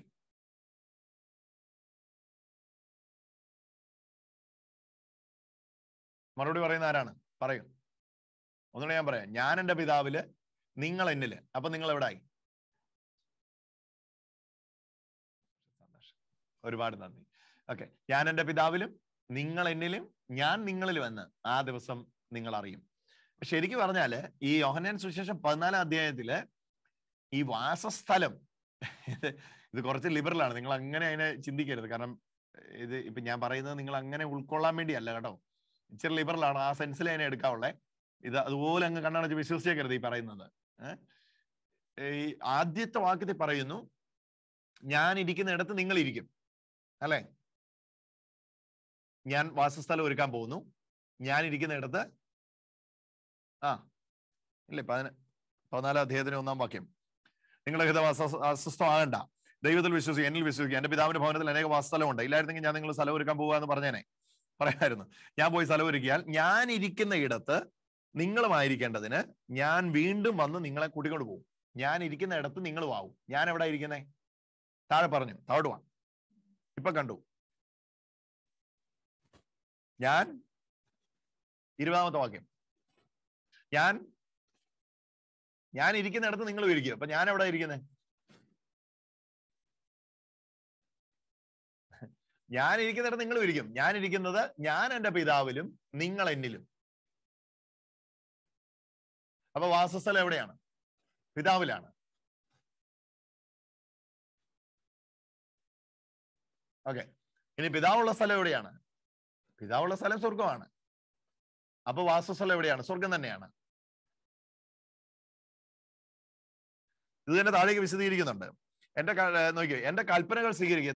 ഓക്കെ, 31-ാമത്തെ വാക്യം. എന്നാൽ ഞാൻ പിതാവിനെ സ്നേഹിക്കുന്നുവെന്നും അവിടുന്ന് എനിക്ക് കൽപ്പിച്ചതുപോലെ ഞാൻ പ്രവർത്തിക്കുന്നുവെന്നും ലോകം അറിയണം. ഇവിടെ ക്ലിയർ ആയിട്ട് കർത്താവ് പറയാൻ ആഗ്രഹിക്കുന്ന ചിന്ത ഇത്രയേ ഉള്ളൂ. അതായത്, ഞാൻ വസിക്കുന്ന സ്ഥലം പിതാവിന്റെ അടുക്കലാണ്, ഞാൻ ഇരിക്കുന്ന ഇടത്താണ് നിങ്ങളെ കൊണ്ടുപോകുന്നത്, ഞാൻ നിങ്ങളെ പിതാവിന്റെ അടുക്കലേക്കാണ് കൊണ്ടുപോകുന്നത്. അപ്പൊ അവിടെയാണ് ആ 2 ഫിലിപ്പോസിന്റെ ചോദ്യം വരുന്നത്, തോമയുടെ ചോദ്യം വരുന്നത്. വഴി അറിയാതെ എങ്ങനെ അങ്ങോട്ട് പോകാൻ പറ്റും? അപ്പൊ അവിടെ ഫിലിപ്പോസിന്റെ ചോദ്യത്തോട് ബന്ധപ്പെട്ട് നടുക്ക് വെച്ച് കർത്താവ് പറഞ്ഞു, ഞാൻ തന്നെയാണ് വഴിയും സത്യവും ജീവനും. ഓക്കെ, അത് കഴിഞ്ഞിട്ടാണ് വീണ്ടും യേശു എക്സ്പ്ലെയിൻ ചെയ്യുന്നത്, എവിടെയാണ് ഞാൻ വസിക്കുന്നത്, എവിടെയാണ് എൻ്റെ വാസസ്ഥലം, അത് പിതാവിലാണ്, അവിടേക്ക് ഞാൻ നിങ്ങളെ കൊണ്ടുപോകും. എന്നിട്ട് എടുത്തു പറയാം, അന്നാളിൽ നിങ്ങൾ അത് അറിയും. ആ പദം ശ്രദ്ധിച്ചു കാണുമല്ലോ. വേഴ്സ് 20, ഞാൻ എൻ്റെ പിതാവിലും നിങ്ങൾ എന്നിലും ഞാൻ നിങ്ങളിൽ വന്ന ആ ദിവസം നിങ്ങൾക്കറിയും. നിങ്ങൾ വിചാരിച്ചേക്കുന്ന അവിടെ ഇരുമ്പും കമ്പിയും സിമെന്റും ഒക്കെ ഇറക്കി ഭയങ്കര വീട് പണിയാന്ന. പക്ഷെ നിങ്ങൾക്ക് അന്നേരം മനസ്സിലാവും ഞാൻ ഈ പറഞ്ഞ വാസസ്ഥലം പിതാവിലാണെന്ന്. കാരണം ഞാൻ അവിടെ വസിക്കുന്നേ. ഓക്കെ, ഞാൻ അവിടെ വസിക്കുന്നിടത്ത് നിങ്ങളും വസിക്കും. ഓക്കെ, 21, എന്റെ കൽപ്പനകൾ സ്വീകരിക്കുകയും പാലിക്കുകയും ചെയ്യുന്നവനാണ് എന്നെ സ്നേഹിക്കുന്നത്. ഓക്കെ, എന്നെ സ്നേഹിക്കുന്നവൻ എന്നെ സ്നേഹിക്കുന്നവൻ എന്റെ പിതാവ് സ്നേഹിക്കും. ഞാൻ അവനെ സ്നേഹിക്കുകയും എന്നെ വെളിപ്പെടുത്തുകയും ചെയ്യും. യൂദാസ് കറിയാത്തോ അല്ലാത്ത അവനോട് ചോദിക്കുകയാണ് കർത്താവ്. 22-ാമത്തെ വചനം. 22-ാമത്തെ വചനത്തില് സ്കറിയാത്ത അല്ലാത്ത യൂദ. ഇത് വലിയ പ്രശ്നമാണ്. ഈ യൂദ ഏതാന്നുള്ള വലിയ പ്രശ്നമുണ്ട്. യൂദ ഏതാണ്, ഈ യൂദ ആരാന്ന് ഉള്ള വിശദീകരണമാണ്. മത്തായിലും മർക്കോസിലും ഈ യൂദയെ നമ്മൾ കാണുന്നില്ല. ശിഷ്യന്മാരുടെ ലിസ്റ്റ് പറയുമ്പം മത്തായിലും മർക്കോസിലും ഈ യൂദയെ നമ്മൾ കാണുന്നില്ല. എന്നാൽ ലൂക്കോസിന്റെ വിശദീകരണത്തില് ഈ യൂദയെ നമ്മൾ കാണുന്നുണ്ട്. 2 യൂദാമാര് കർത്താവിന്റെ കൂടെ ഉണ്ടായിരുന്നു എന്ന് ലൂക്കായുടെ ശിഷ്യന്മാരുടെ ലിസ്റ്റ് വരുമ്പം മനസ്സിലാവുന്നു. പക്ഷെ മത്തായിയുടെ സുവിശേഷത്തിലും മർക്കോസ് സുവിശേഷത്തിലും ഈ യൂദയെ നമുക്ക് കാണാൻ പറ്റുന്നില്ല. ഈ യൂദാസ് യാക്കോബിന്റെ മകനായിരുന്നു എന്ന് 14:22 പറയുന്ന ഈ യൂദ യാക്കോബിന്റെ മകനായിരുന്നു എന്ന് ലൂക്കായുടെ സുവിശേഷത്തിൽ നമുക്ക് മനസ്സിലാവുന്നു. ഓക്കെ, യാക്കോബിന്റെ മകനായ യൂദ. അപ്പൊ പിന്നെ എങ്ങനെയാണ് ഈ യൂദയെ നമ്മളെ ശിഷ്യന്മാരുടെ ലിസ്റ്റിൽ കാണുന്നത്? 2 യൂദമാരുള്ളതായിട്ട് ലൂക്ക പറയുന്നുണ്ട്. പക്ഷെ മത്തായിലും മർക്കോസിലും 2 യൂദമാരുടെ കാര്യം പറയുന്നില്ല. അപ്പൊ അവിടെയാണ് ഈ തദ്ദായി എന്ന് പറയുന്ന ഒരു പദം നമ്മളവിടെ, ഒരു പേര് നമ്മൾ കാണുന്നുണ്ട്. ശിഷ്യന്മാരുടെ കൂട്ടത്തിൽ തദ്ദായിയുടെ പേര് കാണുന്നുണ്ട്. അപ്പൊ ആ തദ്ദായിയുടെ ഫുൾ നെയിം യൂദാസ് തദ്ദായി എന്നുള്ളതാണ് അതിന്റെ ഒരു വ്യൂ. അതായത്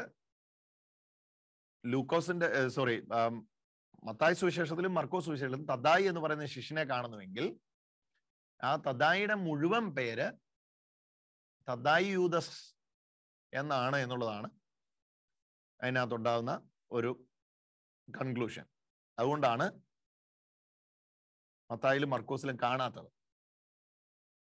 അതായത് സർനെയിം ചേർത്തിട്ടില്ലായിരുന്നു. അപ്പൊ അതുകൊണ്ട് തദ്ദായി എന്ന ചേർത്തിട്ടുണ്ടായിരുന്നു. സർനെയിം ഒരു പക്ഷെ യൂദസ് ആയിരിക്കാം, അല്ലെ തദ്ദായി സർനെയിം ആയിരിക്കാം. യേശുവിന്റെ അർത്ഥ സഹോദരൻ എന്ന് വിളിക്കപ്പെടുന്ന പുതിയ നിയമത്തിൽ നമ്മൾ കാണുന്ന ഒരു ക്യാരക്ടറായത് ഈ യൂദ. ഈ യൂദയുടെ ഒരു ലേഖനവും ബൈബിളിലുണ്ട്. യേശുവിന്റെ അർത്ഥ സഹോദരൻ എന്ന് വിളിക്കപ്പെടുന്ന യൂദയുടെ ഒരു ലേഖനം. അപ്പം തൂങ്ങിച്ചത്താൽ എന്നാ കുഴപ്പം? തൂങ്ങിച്ചാകുന്നതിന് മുമ്പേ ഏതായാലും പുള്ളിക്കാരൻ ഒരു അധ്യായം ബൈബിളിൽ എഴുതി വെച്ചാ തൂങ്ങിച്ചത്തെന്ന് പറയരുത്. തൂങ്ങിച്ചത്ത യൂദ വേറെ, ലേഖനം എഴുതിയ യൂദ വേറെ. ഓക്കെ, യൂദാസിന്റെ ഒരു ചെറിയ ഒറ്റ അധ്യായം ഉള്ളു അല്ലെ? ജൂഡസിന്റെ ഒറ്റ അധ്യായം, ബിഫോർ റെവലേഷൻ അല്ലെ? Jude revelation. വെളിപാട് പുസ്തകത്തിന് തൊട്ടു പുറയില് യൂദയുടെ ഒറ്റ ഇതേ ഉള്ളു. ഏതായാലും തൂങ്ങിച്ചാകാൻ കയറ് മേടിക്കുന്നതിന് മുമ്പേ പുള്ളിക്കാരൻ ഏതായാലും ഒരു അധ്യായം എഴുതി വെച്ചാ മരിച്ചതെന്നൊന്നും ആരോടും പോയി പറഞ്ഞു കളയല്ല. അന്ത യൂദ വേറെ, ഇന്ത യൂദ വേറെ. ഓക്കെ, ഈ യൂദ ആരാണ്? ഈ യൂദ കർത്താവിന്റെ അർത്ഥ സഹോദരൻ, കസിൻ എന്ന് വിശേഷിപ്പിക്കുന്ന സഹോദരനാണ്. ഇവന്റെ സഹോദരന്മാരായ യാക്കോബ്, യൂദ, ആ യൂദയാണ് ഈ യൂദ. യോസെ എന്നിവരിവിടെ ഉണ്ടല്ലോ. ഓക്കെ, എന്നിവരിവിടെ ഉണ്ടല്ലോ. അപ്പൊ ആ യൂദയാണ് യൂദ. അപ്പൊ ആ യൂദയ്ക്ക് തദ്ദാസ് യൂദ എന്ന സർനെയിമും കൂടെ അതിന് മുമ്പിൽ ഉണ്ടായിരിക്കാം.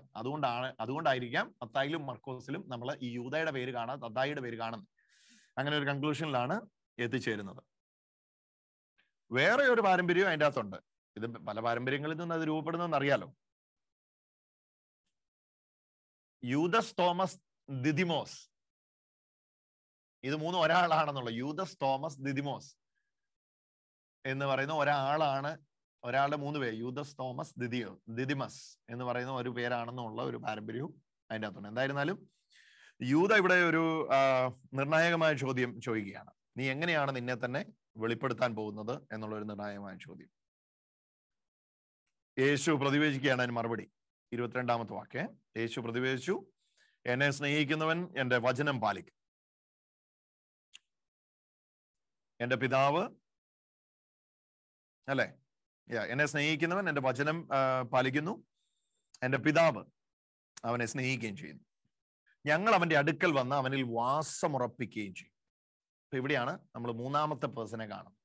ഞങ്ങൾ അവന്റെ അടുക്കൽ വന്ന് അവനിൽ വാസമുറപ്പിക്കുകയും ചെയ്യും. അപ്പൊ പരിശുദ്ധാത്മാവ് എന്ന് പറയുന്ന 1-ാമത്തെ പാരാക്ലേത്തോസ്, യേശുക്രിസ്തു എന്ന 2-ാമത്തെ പാരാക്ലേത്തോസ്, പിതാവ് എന്ന് പറയുന്ന ഞങ്ങൾ അവന്റെ അടുക്കൽ വന്ന് വാസമുറപ്പിക്കുക. അതൊന്ന് ഹൈലൈറ്റ് ചെയ്യൂ, ആ വാക്യം ഒന്ന് ഹൈലൈറ്റ് ചെയ്യൂ. വേഴ്സ് 22-ന്റെ ലാസ്റ്റ് ഭാഗം സ്ക്രീനിലേക്ക് നോക്കൂ. ഞങ്ങൾ അവന്റെ അടുക്കൽ വന്ന് 23 ആട്ടോ, 23-യുടെ ലാസ്റ്റ്. ഞങ്ങൾ അവന്റെ അടുക്കൽ വന്ന് വാസമുറപ്പിക്കുകയും ഞങ്ങൾ അവന്റെ അടുക്കൽ വന്ന് അവനിൽ വാസമുറപ്പിക്കുകയും ചെയ്യും. അപ്പൊ മേളിൽ യേശു പറഞ്ഞു, ഞാൻ നിങ്ങളെ അനാഥരായി വിടുകയില്ല. ഓക്കെ, ഞാൻ നിങ്ങളെ അനാഥരായി, യേശു പറയുന്ന വാക്കുകൾ ഓർമ്മയുണ്ടല്ലോ. എത്രാമത്തെ വാക്യം? 18 മുതലുള്ള വാക്യം. 18 മുതലുള്ള വാക്യങ്ങൾ യേശു ക്രിസ്തുവാണ് പറയുന്നത് അല്ലെ. യേശു ക്രിസ്തു എന്താണ് പറയുന്നത്? ഞാൻ നിങ്ങളെ അനാഥരായി വിടുകയില്ല, ഞാൻ നിങ്ങളുടെ അടുക്കൽ വരും. അല്പം കൂടെ സമയം കഴിഞ്ഞാൽ ലോകം എന്നെ കാണുകയില്ല, എന്നാൽ നിങ്ങൾ എന്നെ കാണും. ഞാൻ ജീവിക്കുന്നു, അതിനാൽ നിങ്ങളും ജീവിക്കും. ഞാൻ എൻ്റെ പിതാവിലും നിങ്ങൾ എന്നിലും ഞാൻ നിങ്ങളിലുമാണെന്ന് ആ ദിവസം നിങ്ങൾ അറിയും. അപ്പൊ ആ ദിവസം ഏതാണെന്നുള്ള സഭാപിതാക്കന്മാരുടെ ഇടയിൽ വലിയ കോളുകളൊക്കെ ഉണ്ടാക്കിയിട്ടുള്ളതാണ്. ആ ദിവസം ഏതാണ്? വിധിയുടെ ദിവസമാണ് എന്നുള്ള വ്യാഖ്യാനം ഉണ്ട് അതിന്. അപ്പോൾ തന്നെ ഇല്ല, ഇത് സ്വർഗത്തിൽ വിധിയെല്ലാം കഴിഞ്ഞ് സ്വർഗപ്രവേശനത്തോട് ബന്ധപ്പെട്ടുള്ള ദിവസമാണ് എന്നുള്ള വിശേഷണവും ഒക്കെ അതിന് കൊടുത്തിട്ടുണ്ട്. പല വ്യാഖ്യാനങ്ങൾ അതിനകത്തുണ്ടെന്ന് ജസ്റ്റ് ഒന്ന് ഒരു ഓവറോൾ വ്യൂവിൽ മനസ്സിലാക്കുക എന്ന് മാത്രമേ ഉദ്ദേശിക്കുന്നു. ഇതൊക്കെ നിങ്ങൾ കഴിയുമെങ്കിൽ ഒരു അവസരം എവിടെയെങ്കിലും കിട്ടിയാൽ, 5 മിനിറ്റെങ്കിലും അവസരം കിട്ടിയാൽ യോഹന്നാൻ സുവിശേഷം 14-ാം അധ്യായത്തിന്റെ ഈ ഒരു ഖണ്ഡിക എവിടെയെങ്കിലും പ്രസംഗിക്കണം. അത്രയ്ക്ക് ഗംഭീരമാണ് ഇതിന്റെ കോമ്പോസിഷൻ. ഇത് ഭയങ്കരമായിട്ട് നമ്മളെ ബലപ്പെടുത്തുന്ന വാക്യമാണ്. ഞാൻ ജീവിക്കുന്നു, അതിനാൽ നിങ്ങളും ജീവിക്കും. ഓക്കെ, അപ്പൊ ഇത് പുനരുത്ഥാനത്തിന് ശേഷമുള്ള കാര്യമാണെന്ന് വ്യാഖ്യാതാക്കൾ എത്തിച്ചേരുന്നതിന് കാരണം ഞാൻ ജീവിക്കുന്നു എന്ന് യേശു പറയുന്ന വാക്യമാണ്. യേശു ഓൾറെഡി ഇപ്പൊ ജീവനോട് ഇരിക്കുകയാണ് അവരോട് സംസാരിക്കുമ്പോൾ. പക്ഷെ പുനരുദ്ധാനം ചെയ്ത് ഞാൻ വീണ്ടും ജീവിക്കുന്നു എന്ന അർത്ഥമാണ് അവിടെ കൊടുത്തിരിക്കുന്നത് എന്നുള്ളതാണ് മനസ്സിലാക്കുക. അവരോട് കൂടി ഇരിക്കുമ്പോൾ യേശു ജീവിച്ചിരിക്കുക തന്നെയല്ലേ, പക്ഷെ എടുത്തു പറയാണ് ഞാൻ ജീവിക്കുന്നു, അതുകൊണ്ട് നിങ്ങൾ ജീവിക്കുക. അപ്പൊ ആ ജീവിക്കുന്നു എന്ന് പറയുന്നത് പുനരുദ്ധാന ജീവനാണെന്നുള്ളതാണ് അതിൻ്റെ അകത്തുള്ള മനസ്സിലാക്കുക. എൻ്റെ കൽപ്പനകൾ സ്വീകരിക്കുകയും പാലിക്കുകയും ചെയ്യുന്നവനാണ് എന്നെ സ്നേഹിക്കുന്നത്. എന്നെ സ്നേഹിക്കുന്നവനോ എൻ്റെ പിതാവ് സ്നേഹിക്കും, ഞാനും അവനെ സ്നേഹിക്കുകയും ചെയ്യും. എന്നെ അവന് വെളിപ്പെടുത്തുകയും ചെയ്യും. ഇത് നമ്മൾ മുമ്പേ പറഞ്ഞു വന്ന സംഭവമാണ്. അതായത് ഞാൻ വെളിപ്പെടുത്തും. എന്നെ സ്നേഹിക്കുന്നവന് പിതാവ് സ്നേഹിക്കും. ഇത് ഞാൻ പറഞ്ഞില്ലേ, ഇത് സ്നേഹമാണ്. നമ്മൾ മേളത്തെ അധ്യായത്തിൽ കണ്ടു വിശ്വാസം. ഇപ്പൊ മൊത്തം എന്താണ്? സ്നേഹമാണ്. സ്നേഹിക്കുന്നവന് പിതാവിനെ വെളിപ്പെടുത്തും, ഞാൻ എന്നെ തന്നെ അവന് കൂടുതലായിട്ട് വെളിപ്പെടുത്തി കൊടുക്കും. ഇത് മുഴുവൻ സ്നേഹത്തിലാണ് ഓപ്പറേറ്റ് ചെയ്യുന്നത്. അതുകൊണ്ടാണ് യോഹന്നാനെ സ്നേഹത്തിന്റെ അപ്പോസ്തലൻ എന്നാണ് വിളിക്കുന്നത്. യോഹന്നാൻ സ്നേഹത്തിന്റെ അപ്പോസ്തലൻ, പത്രോസ് ലീഹ യഹൂദരുടെ അപ്പോസ്തലൻ, പൗലോസ് ലീഹ വിജാതിയരുടെ അപ്പോസ്തലൻ, യോഹന്നാൻ സ്ലീഹ സ്നേഹത്തിന്റെ അപ്പോസ്തലൻ, പത്രോസ് ലീഹ യഹൂദരുടെ അപ്പോസ്തലൻ, പൗലോസ് ലീഹ വിജാതിയരുടെ അപ്പോസ്തലൻ, യോഹന്നാൻ സ്ലീഹ സ്നേഹത്തിന്റെ അപ്പോസ്തലൻ, യാക്കോബ് സ്ലീഹ നിയമത്തിന്റെ അപ്പോസ്തലൻ. ഓക്കെ, അതിപ്പോ ഏത് വാക്യത്തിലാണ് പറഞ്ഞതെന്ന് ചോദിക്കരുത്, പൊതുവിലുള്ള അണ്ടർസ്റ്റാൻഡിങ് ഞാൻ പറഞ്ഞു. എന്റെ കൽപ്പനകൾ സ്വീകരിക്കുകയും പാലിക്കുകയും ചെയ്യുന്നവനാണ് എന്നെ സ്നേഹിക്കുന്നത്. സ്നേഹിക്കുന്നവനും എന്റെ പിതാവ് സ്നേഹിക്കും, ഞാനും അവനെ സ്നേഹിക്കുകയും എന്നെ വെളിപ്പെടുത്തുകയും ചെയ്യും. ഓക്കെ, യൂദാസിന്റെ ചോദ്യം വരികയാണ്. യൂദാസ് ചോദിക്കുകയാണ്, എങ്ങനെയാണ് നിന്നെ ലോകത്തിന് വെളിപ്പെടുത്താൻ പോകുന്നത്? യേശു പ്രതിവേദിച്ചു, എന്നെ സ്നേഹിക്കുന്നവന്റെ വചനം പാലിക്കും, എന്റെ പിതാവിനെ സ്നേഹിക്കുകയും ഞങ്ങൾ വന്ന് അവന്റെ അടുത്ത് വന്ന് വാസമുറപ്പിക്കുകയും ചെയ്യും. അപ്പൊ ഞങ്ങൾ, ആ മൂന്നാമത്തെ പാരാക്ലെത്തോസ് വരികയാണ്. എവിടെയാണ് മൂന്നാമത്തെ പാരാക്ലെത്തോസ്? 23 മുതൽ 24 വരെയുള്ള വാക്യങ്ങൾ. അപ്പോൾ പിതാവ്, എന്റെ പിതാവ് അവനെ സ്നേഹിക്കുകയും ഞങ്ങൾ അവന്റെ അടുക്കൽ വന്ന് അവനിൽ വാസമുറപ്പിക്കുകയും ചെയ്യും. ഞാൻ ഈ പറയുന്ന വാക്കുകൾ എന്റേതല്ല, നിങ്ങൾ ശ്രവിക്കുന്ന ഈ വചനം എന്റേതല്ല, എന്നെ അയച്ച പിതാവിൻ്റെതാണ്.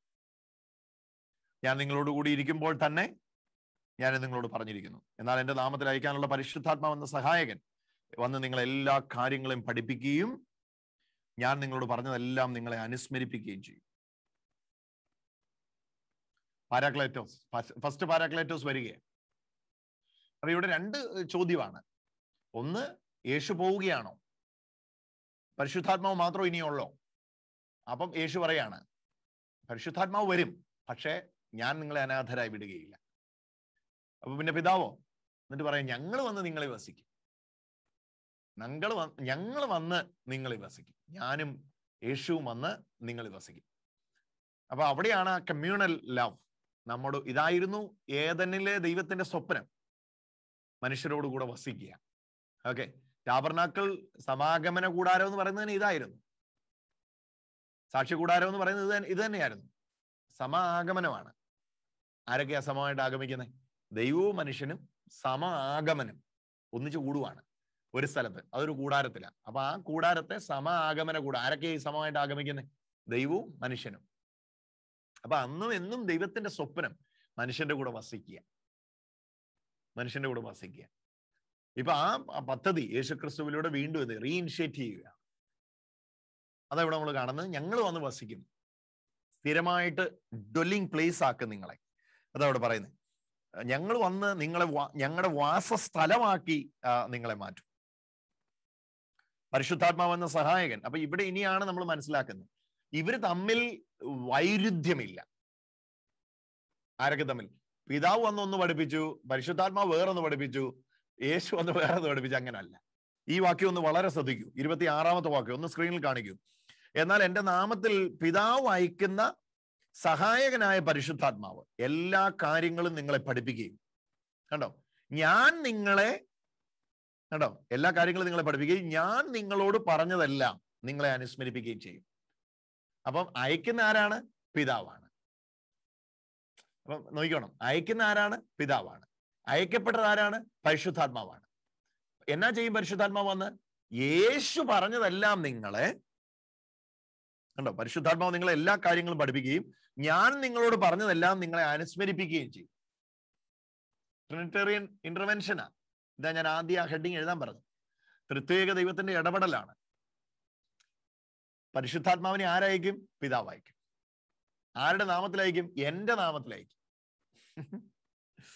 കേട്ടോ, എന്റെ നാമത്തിൽ. എന്നാൽ എന്റെ നാമത്തിൽ പിതാവ് അയക്കുന്ന, ഓക്കെ, ആരായിരിക്കും? പിതാവായിരിക്കും. ആരുടെ നാമത്തിലായിരിക്കും? യേശുക്രിസ്തുവിന്റെ നാമത്തിലായിരിക്കും. ആരെ അയക്കും? പരിശുദ്ധാത്മാവിനെ അയക്കും. പരിശുദ്ധാത്മാവ് വന്നിട്ട് എന്നാ ചെയ്യും? പരിശുദ്ധാത്മാവ് വന്നിട്ട് എല്ലാ കാര്യങ്ങളും നിങ്ങളെ പഠിപ്പിക്കും. എന്നിട്ട് എടുത്തു പറയാണ്, ഞാൻ നിങ്ങളോട് പറഞ്ഞതെല്ലാം, എല്ലാ കാര്യങ്ങളും നിങ്ങളെ പഠിപ്പിക്കും. എന്നിട്ട് നോക്കിയാ ആ ബ്ലൂ ലെറ്റർ വരുന്ന ബ്ലൂ ഇങ്ക് ചെയ്തിരിക്കുന്നു, നോക്കിയേ, സ്ക്രീനിലോട് നോക്കിയേ. ഞാൻ നിങ്ങളോട് പറഞ്ഞതെല്ലാം നിങ്ങളെ അനുസ്മരിപ്പിക്കുകയും ചെയ്യും, റിമൈൻഡ് ചെയ്യും. അനുസ്മരിപ്പിക്കുക എന്ന് പറഞ്ഞാൽ Holy Spirit will remind you, sent by the Father in the name of Jesus, and the sent one was the Holy Spirit, and Holy Spirit will remind you what all the things which I have taught you. ഞാൻ നിങ്ങളെ എന്താണ് പഠിപ്പിച്ചത് അത് നിങ്ങളെ എന്ത് ചെയ്യും? Remind ചെയ്യും. അപ്പൊ ഇവിടെയാണ് പരിശുദ്ധാത്മാവ് വന്ന് വേറെ ഒന്ന് പഠിപ്പിച്ചു, പിതാവ് വന്ന് വേറെ ഒരു സൈഡിലൂടെ ഒന്ന്, നോ, അതല്ല. എന്റെ നാമത്തിലാണ് അയക്കുന്നത്. വരുന്നത് പരിശുദ്ധാത്മാവാണ്. അയക്കുന്ന പിതാവ് എന്റെ നാമത്തിൽ വരുന്നു. പരിശുദ്ധാത്മാവ് അയക്കുന്ന പിതാവ് എന്റെ നാമത്തിലാണ് അയക്കുന്നത്. വരുന്നത് പരിശുദ്ധാത്മാവാണ്. വന്ന ശേഷമോ ഞാൻ നിങ്ങളെ പഠിപ്പിച്ചതെല്ലാം നിങ്ങളെ അനുസ്മരിപ്പിക്കുകയും ചെയ്യും. ഓക്കെ, ട്രിനിറ്ററി ഇന്റർവെൻഷനാണ്. ത്രിയേക ദൈവത്തിന്റെ ഇടപെടലാണ്.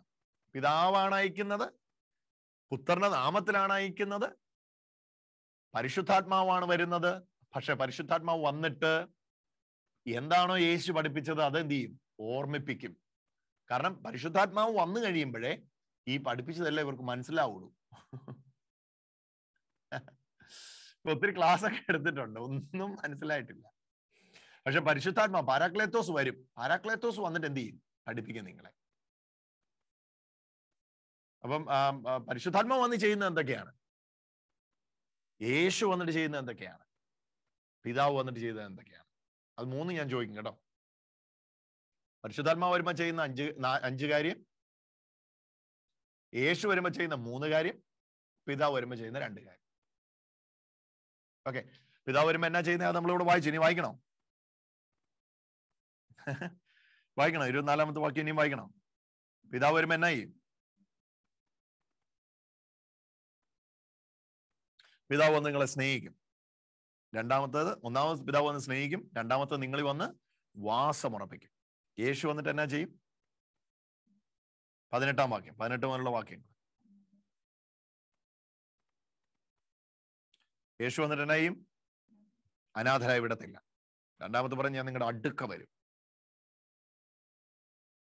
പിന്നെ ഞാൻ ജീവിക്കുന്നോണ്ട് നിങ്ങളും ജീവിക്കും. ഓക്കെ,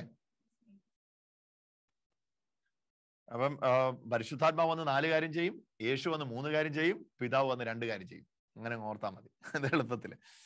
ഓക്കെ, എന്നാ എന്റെ നാമത്തിൽ താഴേക്ക് വരികയാണ്. എന്നിട്ട് പറയുകയാണ്, ഞാൻ പോകുന്നത് വീണ്ടും നിങ്ങളുടെ അടുക്കേക്ക് വരുമെന്ന് ഞാൻ പറഞ്ഞത് നിങ്ങൾ കേട്ടിട്ടുണ്ടല്ലോ. നിങ്ങൾ എന്നെ സ്നേഹിക്കുന്നുവെങ്കിൽ പിതാവിന്റെ അടുത്തേക്ക് ഞാൻ പോകുന്നതിൽ നിങ്ങൾ സന്തോഷിക്കുമായിരുന്നു. എന്തെന്നാൽ പിതാവ് എന്നേക്കാൾ വലിയവനാണ്. ആര്യൻ പാഷാണ്ഡത ഉരുവായത് ഈ ഒരൊറ്റ വാക്യത്തിൽ നിന്നാണ്. പിതാവ് എന്നേക്കാൾ വലിയവനാണ്. അപ്പൊ വലിയ പിതാവും ചെറിയ യേശു. ആര്യൻ പാഷാണ്ഡത ഒന്നാമത്തെ പാഷാണ്ഡതയായിരുന്നു, ആര്യൻ പാഷാണ്ഡത. പിതാവ് എന്നേക്കാൾ വലിയവനാണ്. ഇതാ യേശു പറയുന്നു, നിങ്ങൾ എന്തിനാ പിതാവും പുത്രനുമായിട്ട് തുല്യനാക്കാൻ ശ്രമിക്കുന്നു? യേശു തന്നെ പറഞ്ഞിട്ടുണ്ട് എന്തെന്ന്?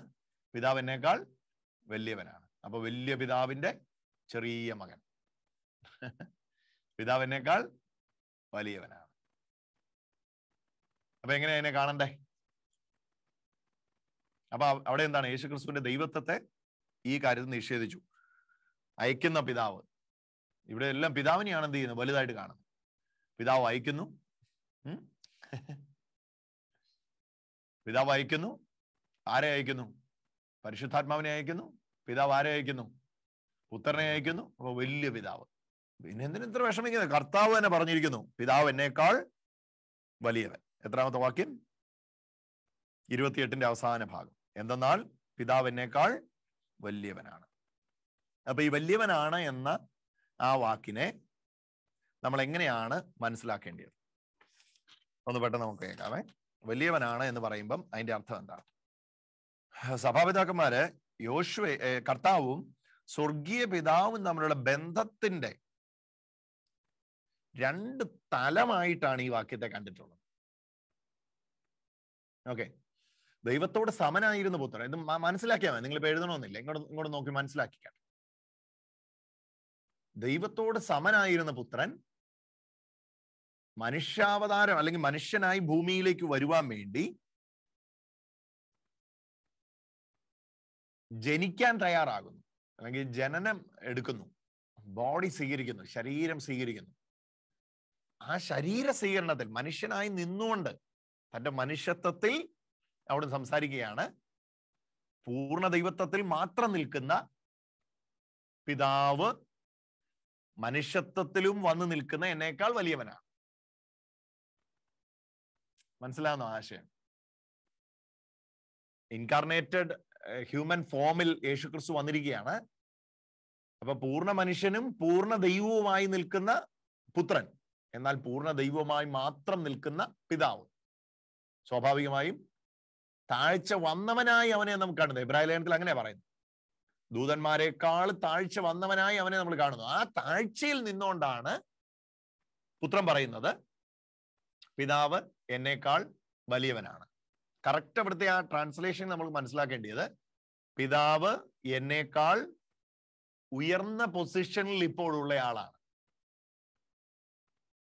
മനസ്സിലായി? അതായത് ഞാനിപ്പം ഹ്യൂമൻ പൊസിഷനിൽ മനുഷ്യനായി വന്ന് മനുഷ്യാവതാരം സ്വീകരിച്ച് നിൽക്കുകയാണ്, ഇൻകാർണേറ്റഡ് ആണ്. എന്നാൽ മനുഷ്യന്റെ താഴ്ചയില്ലാത്ത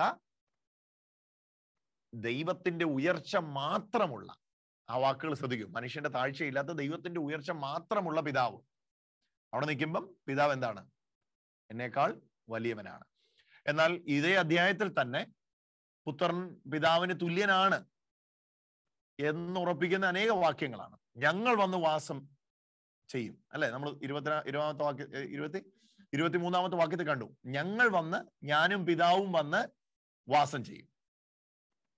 അപ്പം രണ്ടുപേരുടെയും ആ ഒരു വസിക്കാനുള്ള ശക്തിയെ നമ്മൾ കാണുകയാണ്. അതുപോലെ തന്നെ 14-9 വാക്യം, അല്ലെ? 14-9 നോക്കി, ഫിലിപ്പോസേ, എന്നെ കാണുന്നവൻ പിതാവിനെ കാണുന്നു. എന്നെ കാണുന്നവൻ പിതാവിനെ കാണുന്നു. ഞാനും പിതാവും ഒന്നാണ്. 10:30 പറയാണ് ഞാനും പിതാവും ഒന്നാണ്.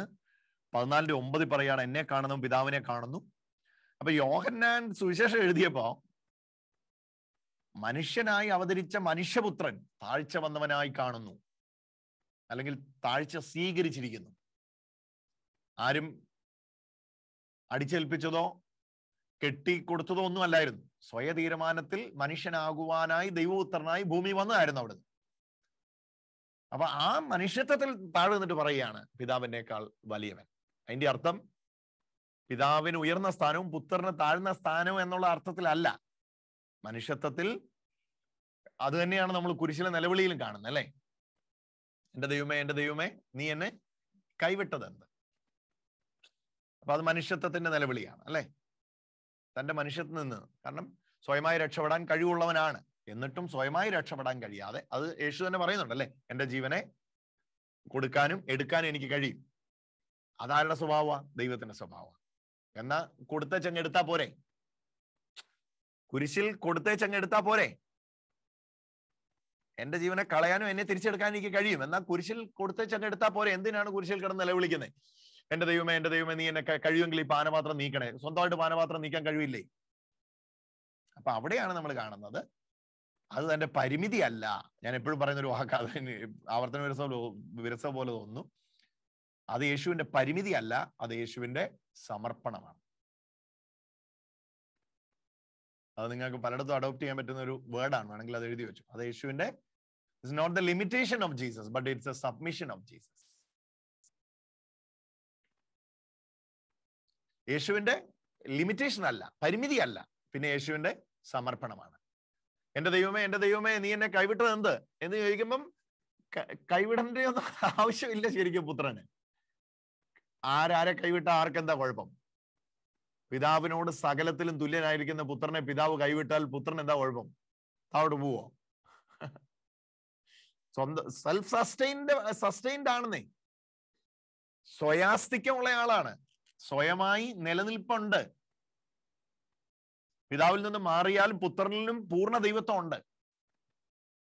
പക്ഷെ മാറാൻ കഴിയാത്ത തരത്തിൽ യോജിച്ച് നിൽക്കുകയാണ്. അപ്പൊ ഭൂമിയിൽ വന്നപ്പോൾ അവിടുന്ന് ഉപയോഗിച്ചത് എന്താണ്? അവിടുന്ന് ദൈവത്വവും മനുഷ്യത്വവും ഉപയോഗിച്ചിട്ടുണ്ട്. എന്നാൽ ദൈവത്വം കൊണ്ട് കുരിശിൽ നിന്ന് രക്ഷപ്പെടാൻ അവിടുന്ന് ആഗ്രഹിച്ചില്ല. കാരണം മനുഷ്യനെ രക്ഷിക്കണമെങ്കിൽ മനുഷ്യത്വത്തിൽ മനുഷ്യനെ പോലെ ആയേ പറ്റുള്ളായിരുന്നു. ഓക്കെ, എന്തുകൊണ്ട് പരിശുദ്ധ അമ്മയെ ഒരു ഇൻസ്ട്രുമെന്റ് ആയിട്ട് തിരഞ്ഞെടുത്തു? പരിശുദ്ധ അമ്മയെ ഒരു പാത്രമായി എന്തിനെ പവിത്രീകരിച്ചു? എന്തിന് പരിശുദ്ധ അമ്മയിൽ ഉരുവായി? മനുഷ്യനെ അറിയണമെങ്കിൽ മനുഷ്യനിൽ വന്നേ പറ്റുകയുള്ളായിരുന്നു. അപ്പൊ മനുഷ്യനെ അറിഞ്ഞത് പരിശുദ്ധ അമ്മയിലൂടെയാണ്. മനുഷ്യന്റെ ചൂടും ചൂരും പിതാവായ സൃഷ്ടാവായ ദൈവത്തിന് മനുഷ്യനെ സൃഷ്ടിച്ചപ്പോൾ അവന്റെ ചൂടും ചൂരും ഒക്കെ അറിയാം, അതെന്നല്ല ഞാൻ പറയുന്നത്. എന്നാൽ മനുഷ്യത്വത്തിൽ വന്ന് അവന്റെ ചൂടും ചൂരും അറിഞ്ഞത് പരിശുദ്ധ അമ്മയിലൂടെയാണ്. അമ്മയിൽ നിന്നാണ് അത് സ്വീകരിച്ചത്. അതുകൊണ്ടാണ് സംശയലേശം എന്നെ ഗലാത്യർ 4:4 പറയുന്നത്, സ്ത്രീയിൽ നിന്ന് ജനിച്ച, born of a woman, born under the law, born of a woman. അതിൻ്റെ അകത്ത് ഒരു സംശയമില്ല, പറയാണ് സ്ത്രീയിൽ നിന്ന് ജാതനായി, സ്ത്രീയിൽ നിന്ന് ജനിച്ചു. മനുഷ്യനെ അറിയുകയാണ്. അപ്പൊ അതുകൊണ്ട് തന്നെയാണ് മനുഷ്യനെ അറിഞ്ഞത് അങ്ങനെയാണെങ്കിൽ മനുഷ്യൻ ഇനി ദൈവത്തെ അറിയുന്നതും അങ്ങനെ ആകണമെന്ന ദൈവത്തിന് നിശ്ചയമുള്ളത്. മനുഷ്യനെ അറിഞ്ഞത് അങ്ങനെയാണെങ്കിൽ മനുഷ്യൻ ദൈവത്തിലേക്ക് പോകുന്നതും.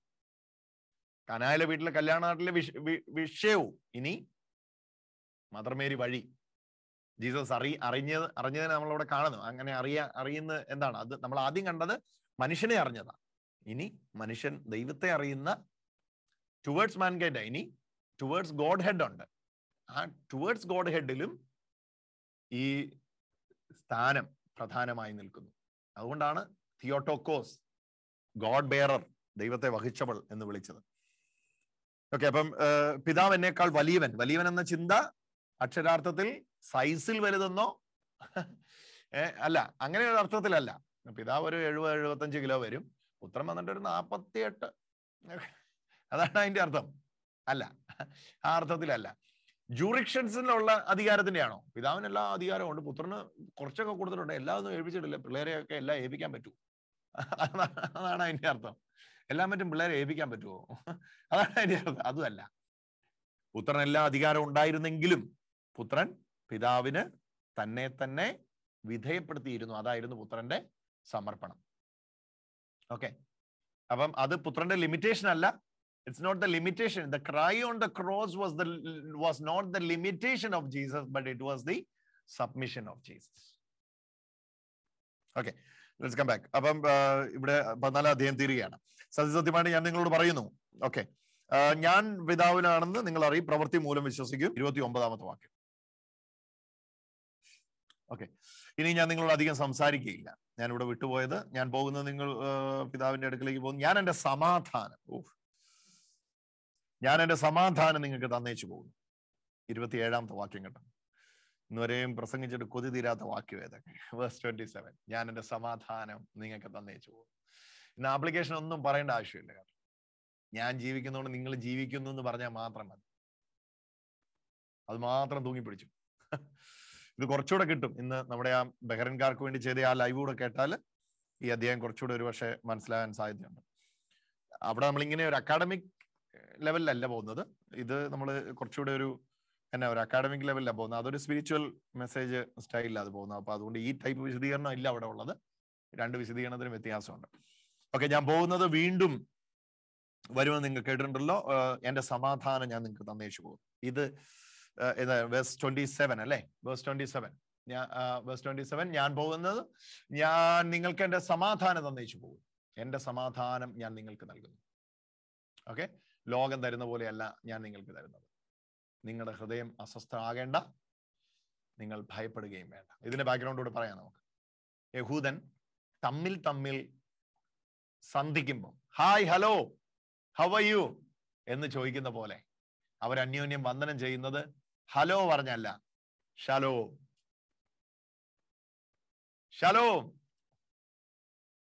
നല്ല റിലീജിയസ് ഉള്ള ജ്യൂസ്, ഷലോം ലേഖി, സമാധാനം നിങ്ങളോട് കൂടെ. അല്ലെങ്കിൽ അവർ അങ്ങോട്ടും ഇങ്ങോട്ടും ഗ്രീറ്റ് ചെയ്യുന്നത് എങ്ങനെയാണെന്നറിയോ? ഷലോം. ഡേവിഡ് അച്ചായോ ഷലോം, ജോമേരി സിസ്റ്ററെ ഷലോം, കുര്യൻ ബ്രദറെ ഷലോം. ഷലോം എന്ന് പറയുന്നതിന്റെ സമാധാനം. അങ്ങോട്ടും ഇങ്ങോട്ടും പിരിയുമ്പോൾ എന്ത് ചെയ്യും? ഷലോം. പക്ഷെ എന്നെ പ്രശ്നം അറിയാം, സമാധാനം എന്ന് പറഞ്ഞാലും ഈ കേൾക്കുന്നവനും പറയുന്നവനും വാക്കിലുണ്ട്, നാക്കിലുണ്ടെങ്കിലും ഉള്ളിലില്ല. പറച്ചിലിന് ഒരു കുറവുമില്ല, അങ്ങോട്ടും ഇങ്ങോട്ടും എല്ലാം അടിച്ചു വിടും ഷലോം, പക്ഷെ ഉള്ളിലില്ല. അതുകൊണ്ടാണ് ജീസസ് എടുത്തു പറയുന്നത് ലോകം തരുന്ന പോലെ അല്ല. നമ്മൾ സ്തുതി കൊടുക്കത്തില്ലേ? അപ്പം ഷാലോമിന്റെ ശരിക്കും ജൂയിഷ് ട്രഡീഷനിൽ നിന്ന് അത് വന്നിരിക്കുന്നു. അതായത് ഈ സിനഗോഗില് വായിക്കുന്ന ആളിൽ നിന്ന് തുടങ്ങുന്ന സമാധാനം അവസാനം നിൽക്കുന്ന ആൾ വരെ പാസ് ചെയ്യും. സമാധാനം അങ്ങോട്ടും ഇങ്ങോട്ടും ആശംസിക്കും. ഓക്കെ, അതിന്റെ പ്രതീകമായിട്ട് നമ്മൾ ഇന്ന് സമാധാനമൊക്കെ കൊടുക്കുന്ന പള്ളികളിൽ ഈ സമാധാനം കൊടുപ്പ് നാക്കിലുമില്ല, വാക്കിലുമില്ല, ഉള്ളിലുമില്ല ഇരിക്കുന്ന പശ്ചാത്തലത്തിൽ യേശു പറയും ഇത് ലോകം തരുന്ന പോലെ അല്ല. നിങ്ങൾ ശാലോം കേട്ടിട്ടുണ്ടാകാം, പക്ഷെ ഇത് അങ്ങനെയല്ല. This is something else. അതാ ഇവിടെ നിങ്ങളുടെ ഹൃദയം അസ്വസ്ഥമാകണ്ട, സമാധാനം ഞാൻ നിങ്ങൾക്ക് നൽകുന്നു. ഇത് ലോകം തരുന്ന പോലെ അല്ല എന്ന് പറഞ്ഞാൽ നിങ്ങൾ അങ്ങോട്ടും ഇങ്ങോട്ടും കൂടുമ്പം ശാലോം പറയുന്ന പോലെ അല്ല. പിന്നെ എന്താണ് ഞാൻ നൽകുന്നത്? നിങ്ങളുടെ ഹൃദയം അസ്വസ്ഥമാകേണ്ട, നിങ്ങൾ ഭയപ്പെടുകയും വേണ്ട. ഇനി അസ്വസ്ഥമാകാതെയും, ഇനി ജീവിതത്തിൽ അസ്വസ്ഥമാകാതെയും, ജീവിതത്തിൽ ഭയപ്പെടാതെയും മുമ്പോട്ട് പോകാൻ കഴിയുന്ന ഒന്നാണ് ഞാൻ നിങ്ങൾക്ക് തരുന്നത്. അതാ അതിന്റെ അർത്ഥം. പ്രസംഗിക്കണേ പ്ലീസ്. കൊതിയാ നിങ്ങൾ ആരോടെങ്കിലും പറയുന്നത് കേൾക്കാൻ. ഇനി ജീവിതത്തിൽ അസ്വസ്ഥനാകാനും ഭയപ്പെടാനും കഴിയാത്ത തരത്തിലുള്ള ഒന്നാണ് ഞാൻ നിങ്ങൾക്ക് തരുന്നത്. എന്നാ കേട്ടോട്ടെ, എന്നാ കണ്ടോട്ടെ, എന്നാ അറിഞ്ഞോട്ടെ, എവിടുന്ന് ഏത് വാർത്ത കേട്ടോട്ടെ, നാളെ ഈ കാണുന്ന ഒന്നും ഇല്ലെന്ന് വന്നോട്ടെ, അപ്പോഴും നിലനിൽക്കുന്ന ഒരു ശാലവും ഞാൻ നിങ്ങൾക്ക് തരികയാണ്. ഭയപ്പെടേണ്ട. അതാ ഇവിടെ പറയുന്നത്. ഞാൻ നോക്കി, നിങ്ങളുടെ ഹൃദയം അസ്വസ്ഥമാകേണ്ട. ഇനി മേലാൽ ഹൃദയം അസ്വസ്ഥമാകാൻ കഴിയാത്ത ഒരു ശാലവും. എന്നിട്ട് പറയാം വീണ്ടും, നിങ്ങൾ ഭയപ്പെടുകയും വേണ്ട. ഇനി ഭയപ്പെടാനും അസ്വസ്ഥമാകാനും കഴിയാത്ത ഒരു ശാലവും. അതാ ഞാൻ നിങ്ങൾക്ക് തരുന്നതെന്ന യേശു പറഞ്ഞു. ഓക്കെ ഓക്കെ ഇത് സംഭവിക്കുമ്പോൾ ഇനിയും ഞാൻ നിങ്ങളോട് അധികം സംസാരിക്കുകയല്ല. ഞാൻ നിങ്ങളോട് അധികം സംസാരിക്കത്തില്ല. 30-ാമത്തെ വാക്യം നിർത്തുകയാണ്. 30-ാമത്തെ വാക്യം ഞാൻ നിങ്ങളോട് ഞാൻ സംസാരിക്കുകയില്ല. കാരണം ഈ ലോകത്തിന്റെ അധികാരി വരുന്നു, എങ്കിലും അവൻ എൻ്റെ മേൽ അധികാരമില്ല. എന്നാൽ ഞാൻ പിതാവിനെ സ്നേഹിക്കുന്നുവെന്നും അവിടുന്ന് എന്നോട് കൽപ്പിച്ചതുപോലെ ഞാൻ പ്രവർത്തിക്കുന്നുവെന്നും ലോകം അറിയണം. എഴുന്നേൽപ്പീൻ, നമുക്ക് ഇവിടുന്ന് പോകാം. ഇതോടെ പറയാം. 34-ാമത്തെ വാക്യം. Prince of this world is coming, he has no hold on me. ഈ ലോകത്തിന്റെ അധികാരി വരുന്നു, അവൻ എന്നോട് കാര്യമില്ല. ഭയങ്കര വാക്യമാണ്, പെട്ടെന്ന് പറയാം എൻ്റെ അർത്ഥമേ. പിന്നെ എന്തിനാ ഇവിടെ പറയുന്നത്? എന്നാൽ പിതാവിനെ സ്നേഹിക്കുന്നുവെന്നും അവിടുന്ന് എന്നോട് കൽപ്പിച്ചതൊക്കെ ഞാൻ പ്രവർത്തിക്കുന്നുവെന്ന് ലോകം അറിയണം. ഈ ലോകത്തിന്റെ അധികാരി എന്ന് ഇവിടെ പറയുന്നത് പിശാചിനെയാണ്. ഈ ലോകത്തിന്റെ അധികാരി വേഴ്സ് 30. ഇനി ഞാൻ നിങ്ങളോട് അധികം സംസാരിക്കുകയില്ല, കാരണം ഈ ലോകത്തിന്റെ അധികാരി വരുന്നു. ഇപ്പൊ ഞാനാ ഭരിക്കുന്നത്. വേറൊരു ഭരണം ഇപ്പൊ വരാൻ പോകുന്നു. ഏതാണ്? ഇരുട്ടിന്റെ ഭരണം. യൂദസ് വഴി തള്ളി പറഞ്ഞ് അത് റൂൾ ചെയ്യാൻ പോവാ. ഓക്കെ, ഈ ലോകത്തിന്റെ അധികാരി വരുന്നു, എങ്കിലും അവൻ എൻ്റെ മേൽ അധികാരമില്ല. He has no hold on me. എന്തുകൊണ്ട് അവൻ എൻ്റെ മേൽ അധികാരമില്ല? ഞാൻ പിതാവിനെ സ്നേഹിക്കുന്നുവെന്നും അവിടുന്ന് എന്നോട് കൽപ്പിച്ചതൊക്കെയും ഞാൻ പ്രവർത്തിക്കുന്നുവെന്നും ലോകം അറിയട്ടെ. എന്ന് പറഞ്ഞാൽ ഞാൻ എൻ്റെതായിട്ടൊന്നും ചെയ്തിട്ടില്ല. പിന്നെ ഞാൻ ചെയ്തോ? ഞാൻ പിതാവിനെ സ്നേഹിക്കുന്നുവെന്നും. എന്നെ വാക്യോ ഇത് ഞാൻ പ്രസംഗിച്ച് കൊതി തീർന്നിട്ട് എത്ര മണിക്കൂർ ഇത് പ്രസംഗിച്ചിട്ടുണ്ടെന്ന് ഈ വാക്യം. നിങ്ങൾ ഇത് കേട്ടിട്ടുള്ളവരുണ്ടെങ്കിൽ ഇത് വായിക്കുമ്പോഴേ നിങ്ങൾക്കത് ഓർമ്മ. ഈ ലോകത്തിന്റെ അധികാരി വരുന്നു, പക്ഷേ അവൻ വരുമ്പോൾ ഒരു കാര്യം തെളിയിക്കപ്പെടും. എന്തൊക്കെയാ അത്? ഞാൻ പിതാവിനെ സ്നേഹിക്കുന്നുവെന്നും അവിടുന്ന് എന്നോട് കൽപ്പിച്ചതൊക്കെയും ഞാൻ പ്രവർത്തിക്കുന്നുവെന്നും ലോകം അറിയും. എന്ന് പറഞ്ഞാൽ എൻ്റെതായിട്ട് ഞാൻ ഒന്നും ചെയ്തിട്ടില്ല. അപ്പൊ അതുകൊണ്ട് തന്നെ എൻ്റെതായിട്ടൊന്നും ഞാൻ ചെയ്തിട്ടില്ല. പിന്നെ എന്തിനാണ് ഈ ലോകത്തിന്റെ അധികാരിയെ ഞാൻ ഭയക്കുന്നത്? ഞാൻ ചെയ്തതെല്ലാം പിതാവ് എന്നോട് പറഞ്ഞതാണ്. എന്ന് പറഞ്ഞാൽ എനിക്ക് ഭയക്കേണ്ട ആവശ്യമില്ല, കാരണം ഞാൻ ചെയ്ത പ്രവൃത്തി എൻ്റേതല്ല. എന്ന് പറഞ്ഞാൽ പിശാച് വരുമ്പോ, അധികാരി വരുമ്പോ പറയും അവൻ എന്നെ ടെസ്റ്റ് ചെയ്തോട്ടെ. ഓക്കെ, എന്നിട്ട് അവന് ഒരിടത്തും എൻ്റെ മേൽ ഹോൾഡ് ഉണ്ടാവത്തില്ല, കാരണം എൻ്റെതായിട്ട് ഞാൻ ഒന്നും ചെയ്തിട്ടില്ല. ഞാൻ പിതാവിനെ സ്നേഹിക്കുന്നുവെന്നും. എന്നെ വാക്യം അത്. ഞാൻ പിതാവിനെ സ്നേഹിക്കുന്നുവെന്നും അവിടുന്ന് എന്നോട് കൽപ്പിച്ചതുപോലെ ഞാൻ പ്രവർത്തിക്കുന്നുവെന്നും ലോകം അറിയണം. അപ്പൊ ലോകം അറിയണം എൻ്റെതായിട്ട് ഞാൻ ഒന്നും അങ്ങനെ ഉണ്ടെങ്കിൽ എന്നെ പിടിച്ചോട്ടെ. ഇന്ന് നമുക്ക് ഇങ്ങനെ പറയാൻ പറ്റട്ടെ? പിശാച് വരുന്നുണ്ട്, അവൻ എന്നെ തൊടാൻ പറ്റില്ല, കാരണം എൻ്റെതായിട്ട് ഞാൻ ഒന്നും ചെയ്തിട്ടില്ല. എൻ്റെ കർത്താവ് എന്നോട് പറഞ്ഞേ ഞാൻ ചെയ്തിട്ടുള്ളൂ. പിന്നെ ഞാൻ അതിനെ ഭയക്കുന്നത്. എന്നാൽ അവൻ വരുന്നതോടെ തെളിയിക്കപ്പെടും. ലോകം അറിയട്ടെ ഞാൻ പിതാവ് പറഞ്ഞതേ ചെയ്തിട്ടുള്ളത്. 33.5 വർഷത്തെ പരസ്യ ജീവിതത്തെ ഒരു തുറന്ന പുസ്തകം പോലെ മുമ്പിൽ വെച്ച് പ്രസംഗിക്കാൻ തോന്നുന്നു.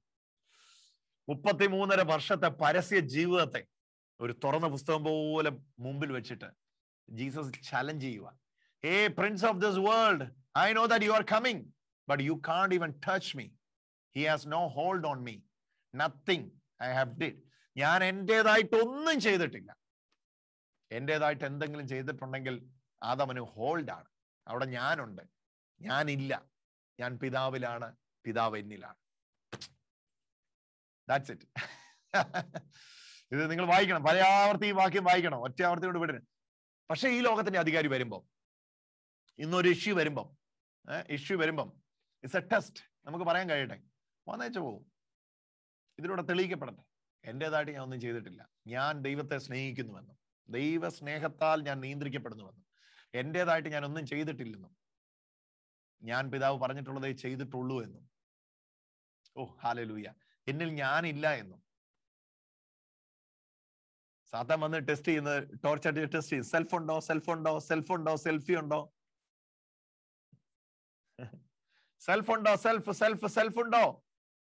സെൽഫ് ഉണ്ടോ, ഞാൻ. Very good. ഞാൻ ആരാന്നറിയാമോ? ഞാൻ ഇന്നാടത്ത് ഇന്നാരുടെ ഇന്നാത്രാമത്ത് ഞങ്ങളെന്നൊക്കെ പറഞ്ഞു കഴിഞ്ഞാൽ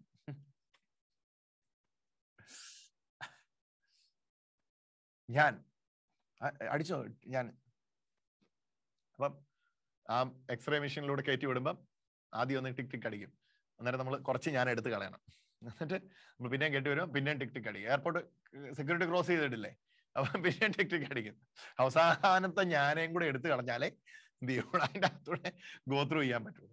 ആ അവസാനത്തെ ഞാൻ വരെ എടുത്തു കളഞ്ഞിട്ട് പച്ചയ്ക്ക് പോയി നിൽക്കുക. എവിടെ വരുവോ, മന്ത്രവാദിയോ ആഭിചാരകനോ എന്നാന്ന് വെച്ചാൽ വന്നിരിച്ച് പോകോ, എന്നെ തൊടാൻ പറ്റില്ല. He has no hold on me. Prince of this world is coming. ഈ ലോകത്തിന്റെ അധികാരി വരുന്നു, അവൻ എൻ്റെ മേൽ സ്ഥാനമില്ല. എൻ്റെ പ്രിയ സഹോദരങ്ങളെ, ഈ ബൈബിൾ ക്ലാസ്സിലൂടെ 150-ലധികം ഡിവൈസുകൾ ഇപ്പോൾ പങ്കുചേരുന്നു. നിങ്ങൾ ഈ പറഞ്ഞ വലിയ ആവേശത്തോടെ ഈ ക്ലാസ്സിലേക്ക് വന്നവരാ എനിക്കറിയാം. പലരും ഇടയ്ക്ക് ഇട്ടേച്ച് പോയി, പലരും ഇപ്പൊ കേൾക്കാൻ സമയം ഇത് കഴിഞ്ഞിട്ട് സ്പെൻഡ് ചെയ്യുന്നു. വാട്ടെവർ, ദൈവം നിങ്ങളെ അനുഗ്രഹിക്കട്ടെ. പക്ഷെ ഒരു കാര്യം, ഈ ക്ലാസ്സിലൂടെ മഹത്വപൂർണമായ ഒരു ജീവിതത്തിലേക്ക് ഈശോ നമ്മെ നയിക്കുന്നു. അത് ദൈവം നമ്മോട് സംസാരിക്കുകയാണ്. ഈ 14-ാം അധ്യായം എന്താ അക്ഷരാർത്ഥത്തിൽ ഭയങ്കര ബലമാണ് നമുക്ക് തരുന്നത്, എന്തൊന്നില്ലാത്ത ശക്തിയാണ് നമുക്ക് തരുന്നത്. കർത്താവ് നമ്മോട് പറയുക, എടാ ഞാൻ ജീവിക്കുന്നതുകൊണ്ട് നിങ്ങളും ജീവിക്കും. ഹല്ലേലൂയ. ഞാൻ ജീവിക്കുന്നതുകൊണ്ട് നിങ്ങളും ജീവിക്കും. കർത്താവ് ഉറപ്പ് പറയാൻ, ഞാൻ നിന്നെ അനാഥനായി വിടത്തില്ല, ഞാൻ നിന്നെ ഉപേക്ഷിക്കത്തില്ല.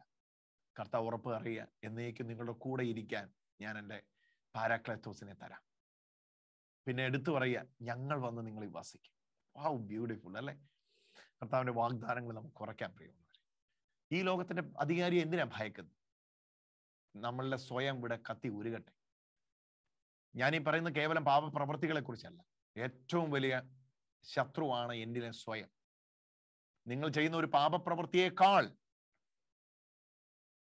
വലിയ വിഷമാണ് എന്നിലെ അഹങ്കാരം, എന്നിലെ തിന്മ, എന്നിലെ ഞാൻ. ഹല്ലേലൂയ. ഇന്ന് നമുക്ക് നെഞ്ചും നെറ്റിയും വിരിച്ച് Prince of this world is coming, of course, പക്ഷെ ഇവൻ എന്നോട് എൻ്റെ മേൽ ഹി ഹാസ് നോ ഹോൾഡ്, എൻ്റെ മേൽ കാര്യമില്ല എന്ന് തൻ്റെ അടുത്തോടെ പറയാൻ പരിശുദ്ധാത്മാവ് ഇടവരുത്തട്ടെ. ഹാവ് എ ബ്ലെസ്സഡ് വീക്ക് എല്ലാവർക്കും നേരുന്നു.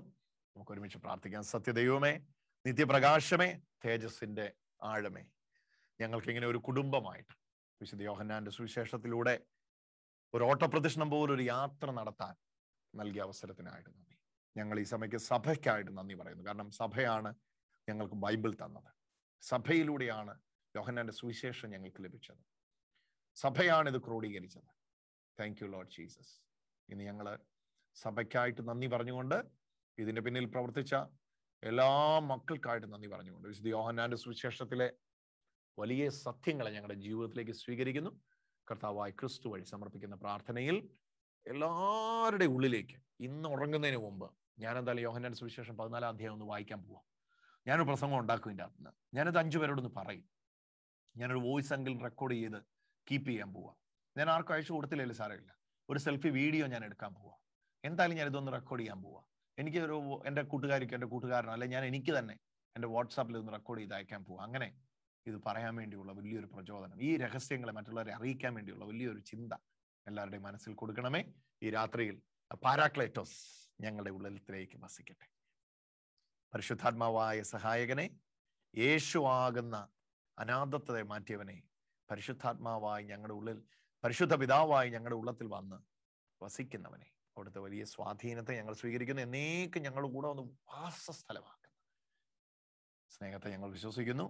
കർത്താവായ ക്രിസ്തുവിൽ സമർപ്പിക്കുന്ന പ്രാർത്ഥന കേട്ട് ഉത്തരമരുളുമാറാകണം. Thank you so much for your time. യോഹന്നാന്റെ സുവിശേഷം 15-ാം അധ്യായത്തിന്റെയും കൂടെ ക്ലാസ് കഴിഞ്ഞിട്ടായിരിക്കും നമുക്ക് പരീക്ഷയുള്ളത്. സോ ഈ ആഴ്ച അല്ല പരീക്ഷ, അടുത്ത ആഴ്ച അല്ല പരീക്ഷ, അടുത്തതിന്റെ പിന്നത്തെ ആഴ്ച ആയിരിക്കും പരീക്ഷയുള്ളത്. 15-ാം തീയതി മുന്തിരിത്തോട്ടം, നമ്മളിനി മുന്തിരിച്ചെടിയുടെ കൂടെ നടക്കാൻ വേണ്ടി പോവാണ്.